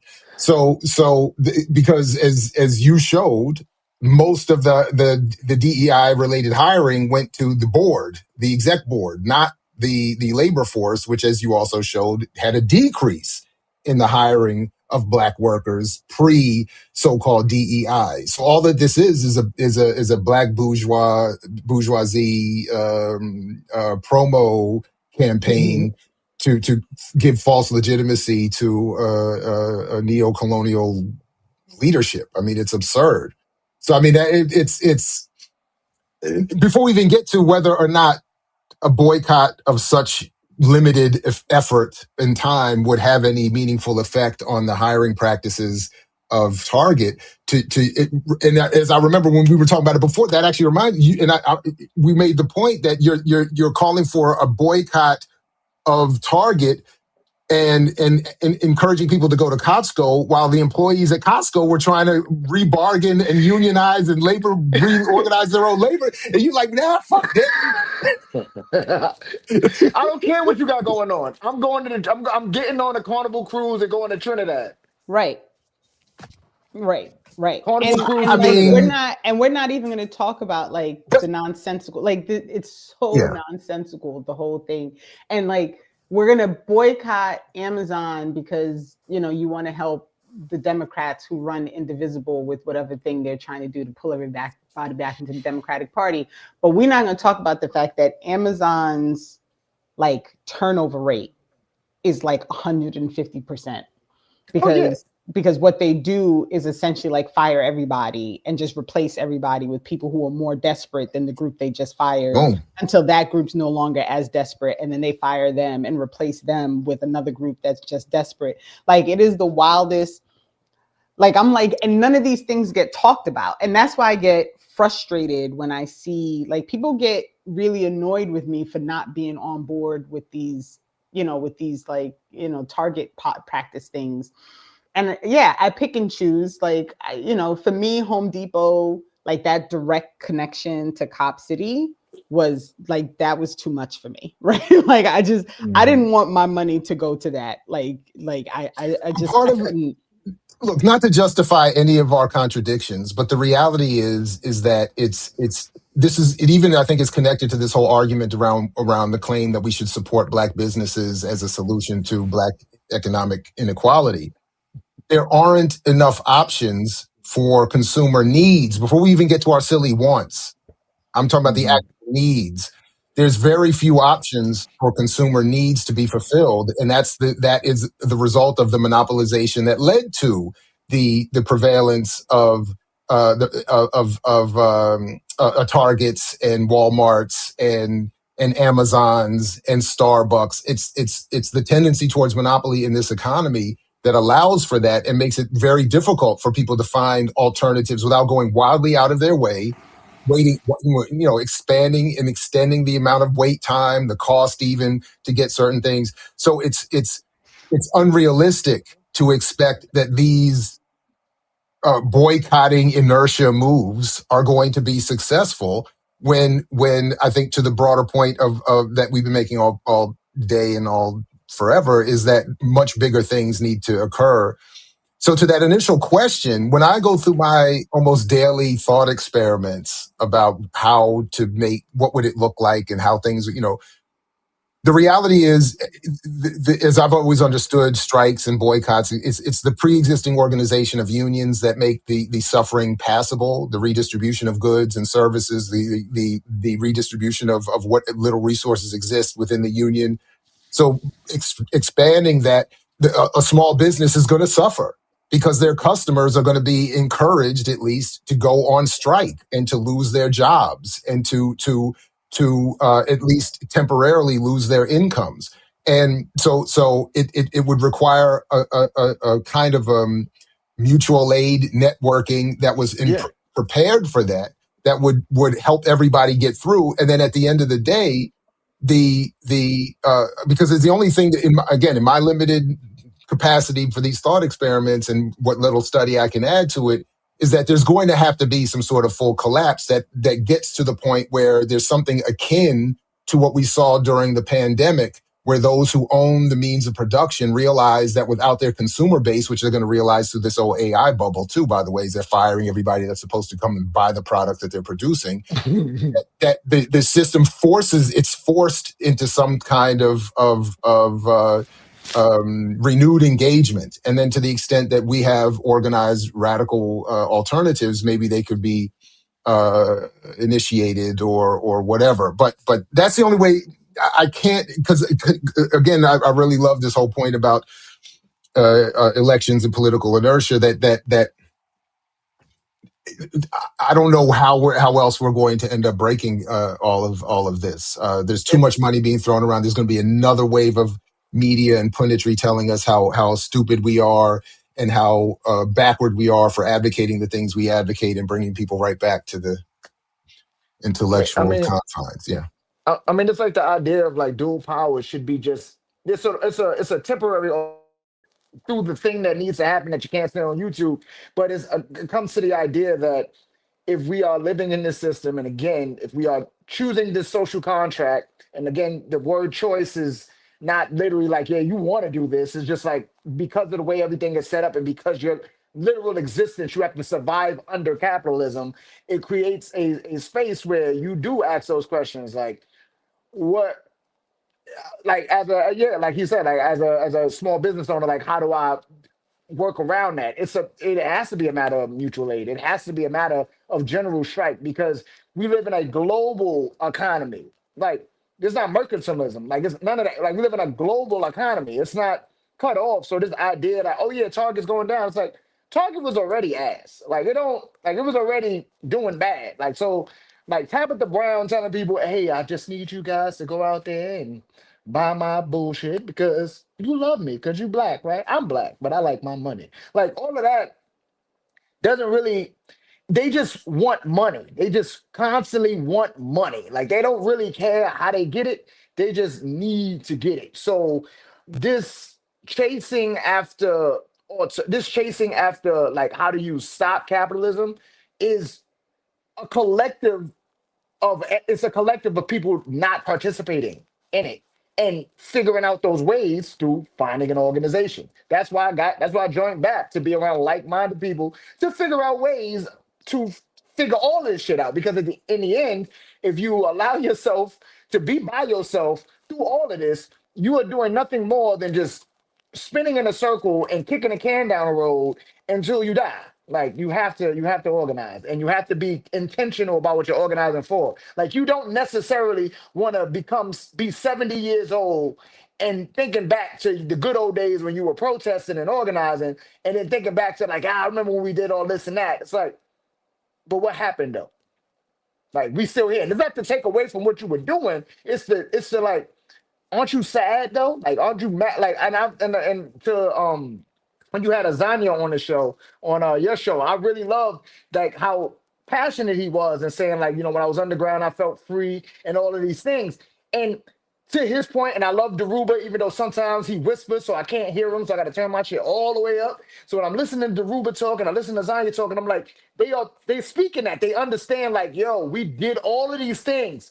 You got to keep doing all of these things. Like with progressive inertia, the only way you break it is with consistency. You cannot stop trying to get the thing. However, you need to try to get the thing. You cannot stop trying to get the thing. Like this whole idea, oh yeah, I don't want to talk politics around certain people. I don't want to talk politics around my family. No. Talk politics. Because if you don't, you're setting up your nieces and nephews and grandkids to have these same fucking conversations again. Like it makes no sense to act like you can't talk about tariffs with your next door neighbor. Like, now we talking about all that shit because we need to do something. Like it can't be I'm only positioning myself to do these things in these certain places and hopefully we can get together to general strike. It's like if I'm gonna be a principal hater, we gotta all hate some shit together collectively, organized. Yeah. Listen, that's look, and again, I want My people bad, to my bad. Is this too slow? Now listen.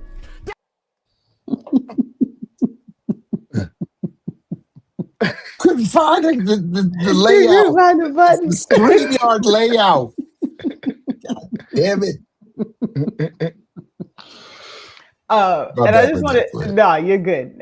That was well deserved. That was well deserved. And Dre, I appreciate you so much. And this was everything that I like hoped and anticipated that it would be having you on. So I really, really appreciate it. And we'll stay in touch because I'm sure there's going to be reason to bring this back up at a later time as we fall headfirst into this nonsensical thing that's about to happen as we go into 2026 and a new set of elections. Because good Lord, it's coming. Yeah. But I wanted to just quickly say to folks, like, listen, if you, for your own personal reasons, decide that you don't want your money to go to a thing, then do that, right? Like you can decide. Like you don't want your money to go to a thing. That's why I don't go to Dunkin' Donuts. That's why I don't go to Home Depot. That's why, like, there's a bunch of places that I just don't mess with, mostly just because the idea that my money is going to this thing, like, makes my stomach hurt. So I just don't do it, right? Like, and it's not because I anticipate is going to have any like long-standing deep impact, right? Like Dunkin' Donuts don't care that I don't go to Dunkin' Donuts. Like they don't care, right? They don't care. But I care that my little whatever change comes back and ends up going to pay for cops somewhere else. Like that's not going to happen, right? It's why I don't go to Starbucks. I mean, on top of the fact that their coffee sucks. Starbucks found me. They contacted me. They said, "Where you been?" Right. Those emails, right? Those emails asking you where you been at. It's like, yo, fam, I will rob you. Like I'm from that era. Like don't send me one more email. I'll show you where I've been at. Yeah. Right. Like, now that said, like even though I don't hold on, YouTube, my bad. Like Trey was just joking. It's jokes. It's jokes. He meant rob as in run off brotherhood. That's what he exactly run on brotherhood. Rob. We rob people all day. We run on brotherhood. On brotherhood. Black power. Yeah, all that. So, but I'll go stand out there for part. Like if a Starbucks within like driving distance does one of these red cup, like walk outside and boycotts, I'm down because, something's got to give. Right. But, I encourage people to do the things that you can be comfortable doing. And, it's easy to say like boycott Target if you live in a place where you have options that aren't Target. Like there are a lot of people who that's their only option, right? Like I just watched the thing this morning about Dollar General and the fact that like they randomly changed their like the price that is on the shelf is not $1. It's not the price. Well, it's not $1, and it's also not the price you get charged at the register. with a Oh, lot of wow. items. Like they get to the register and they're told like a different price, and they're like, wait, that's not what the shelf said. And Dollar General's been sued about this, and they've paid fees about this, and they don't care because whatever they're paying when they get sued is less than the millions upon millions of dollars they make by overcharging people at the register. So The money's not real. right, but I told you when that one high-priced white attorney I spoke to for literally 30 seconds, because she said I can't afford a full minute, she said, you don't want this case because Morgan will lose, and they just pay the fine and keep it busy, keep it moving. You don't want this case. They'll bleed you dry and keep it moving. They don't mind losing, even if they lose, they don't mind. They just keep it moving. Right. They're all good. It doesn't matter. Right. So I encourage people to do the thing that you feel like at least allows you to feel like you're not contributing to something that you just don't want to contribute to. Right. I encourage people to watch Dre's channel. Like Dre cracks me up because he lives in the Midwest, and you could not be more New York than you are. Like that is funny. It cracks me up. I'm glad that you clarified that you're actually from Harlem, because now it makes so much more sense. But I appreciate the time and the input, and there's always so much more that we can dive into. There's a whole thing now with the birthright citizenship. So you know, Jared, I know, listen, Jared, I reached out to, part of the reason I did not bring it up was because I reached out to Margaret Kimberly and she responded to me. So I'm going to get back to you so that we can have that conversation. Because I do think, especially as someone who is birthright, because both of my parents are naturalized. Like, my daddy's a migrant. Well, see, so listen, so all of these things, are playing this game. They're just playing in our faces, and I'm looking forward to having that conversation. I'm just proud to be, a full-blooded FBA. Just I'm just proud of it. Yeah. Tariq, salute. And clip this. Screen record this right now. Clip this. Send this out to Tariq and them. These tethers over here. Yeah. I know. Yeah, because I hate Tariq Nasheed with I hate a lot of things. Him, the Solon shit specifically, because the idea of that shit is wild. Flattening Pan-Africanism to just like, nah, that shit is bullshit. Like, we don't want to do all that. Like, I heard like one of the people that made up not Pan-African, one of the dudes that made up Solon said Africanism is a what did he say? It's a fucking leech. He said it's a leech. It's leeching all. How does it? What are you talking about? Listen. I am a parasite to ADOS and I am a tether to FBA. So I don't like neither one of them, and they don't like each other. And so they all working in the same. Again, they're another set of two cheeks of the same ass. So hold on, wait a minute. Yvette Carnell is his friend. This all makes sense now. Whose this friend? All makes sense, Dr. Ball. This all makes sense, Dr. Ball. Whose friend? I said it all makes sense, Dr. Ball. Didn't you do shows with Yvette Carnell one time? Didn't you have? Oh yeah, but once upon a time back in 2015, it started when I was with the Real News Network, and in 2015, I thought she was a capable and even risk-taking, proud Black journalist. And she interviewed me at the beginning on her platform around buying power. They continue from time to time to reference the work and cite the work. And then as I've said, I got invited to a conference in Kentucky. Yeah. And once we all met face to face and heard each other in complete speeches, it was clear we were on different teams. And by the time I got home, I was already being attacked on Twitter. So, and they lied. They even, as I read, they even lied about what I was wearing at the event. They literally lied about what I was wearing at the event. So it was wild.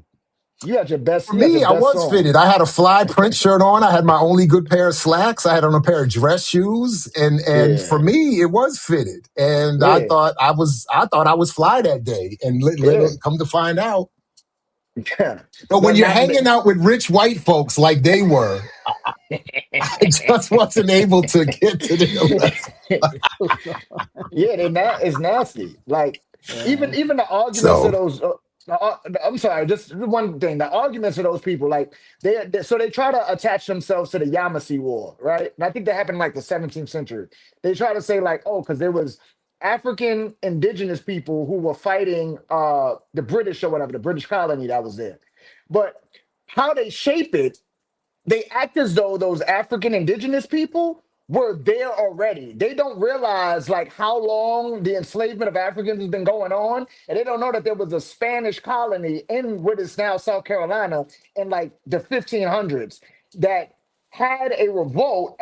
I forgot the word of the colony. I forgot the name of the colony, but it was a Spanish colony that had a revolt. So a bunch of colonizers, a bunch of buckler got murdered or got smurdered, and then a bunch of African people just scurried off. They like ran about and just figured the shit out. So one would believe that if there are African people that are in South Carolina for that long, that they're gonna intermingle with the indigenous people, and that's what happened. So that's why some of the Yamasee people are half African. Not that Africans were already here. Like they keep running this logic that Africans were already here. Like, fam, the continent is huge. Just be there. That's where you were. Like, it's okay. It's very much okay that you were from the continent. It is very much okay. Wild stuff. Wow. Wild stuff. Well, Dre, I appreciate you. Thank you so much. I really, truly, and truly, I appreciate you. Y'all, please check Dre, check the channel out. And please, if you can, give to help Dre, take care of his family, support it. I just thank you. This was great. Thank you. Yeah, this was dope. And the links to all of Dre's stuff is in the show description. Salute to you, Dre, and to your family, and peace to you and everyone in the undefeated chat, because we know you're willing to fight for it, as Fred Hampton used to say. And I will be back at 6:00 for Saturday Night Live. So if folks got time, come on back. You didn't remind me to put it on the calendar. No, because I couldn't remind you because it literally I just found out I could do it like 20 minutes ago. So I couldn't have given you any heads up because I just found out I'm allowed to do it. Y'all, I'm trying. I'm trying to keep on top of it, y'all. No, Renee is doing. Renee has made the platform and selfishly my involvement so much easier. So this is smooth. So salute to Renee for that. And yeah, Dre, this has been a lot of fun, man. Look forward to the next time. And yes, I did say Queens gave us Pharoah Monch, but they also gave us Russell Simmons. Saturday with Renee.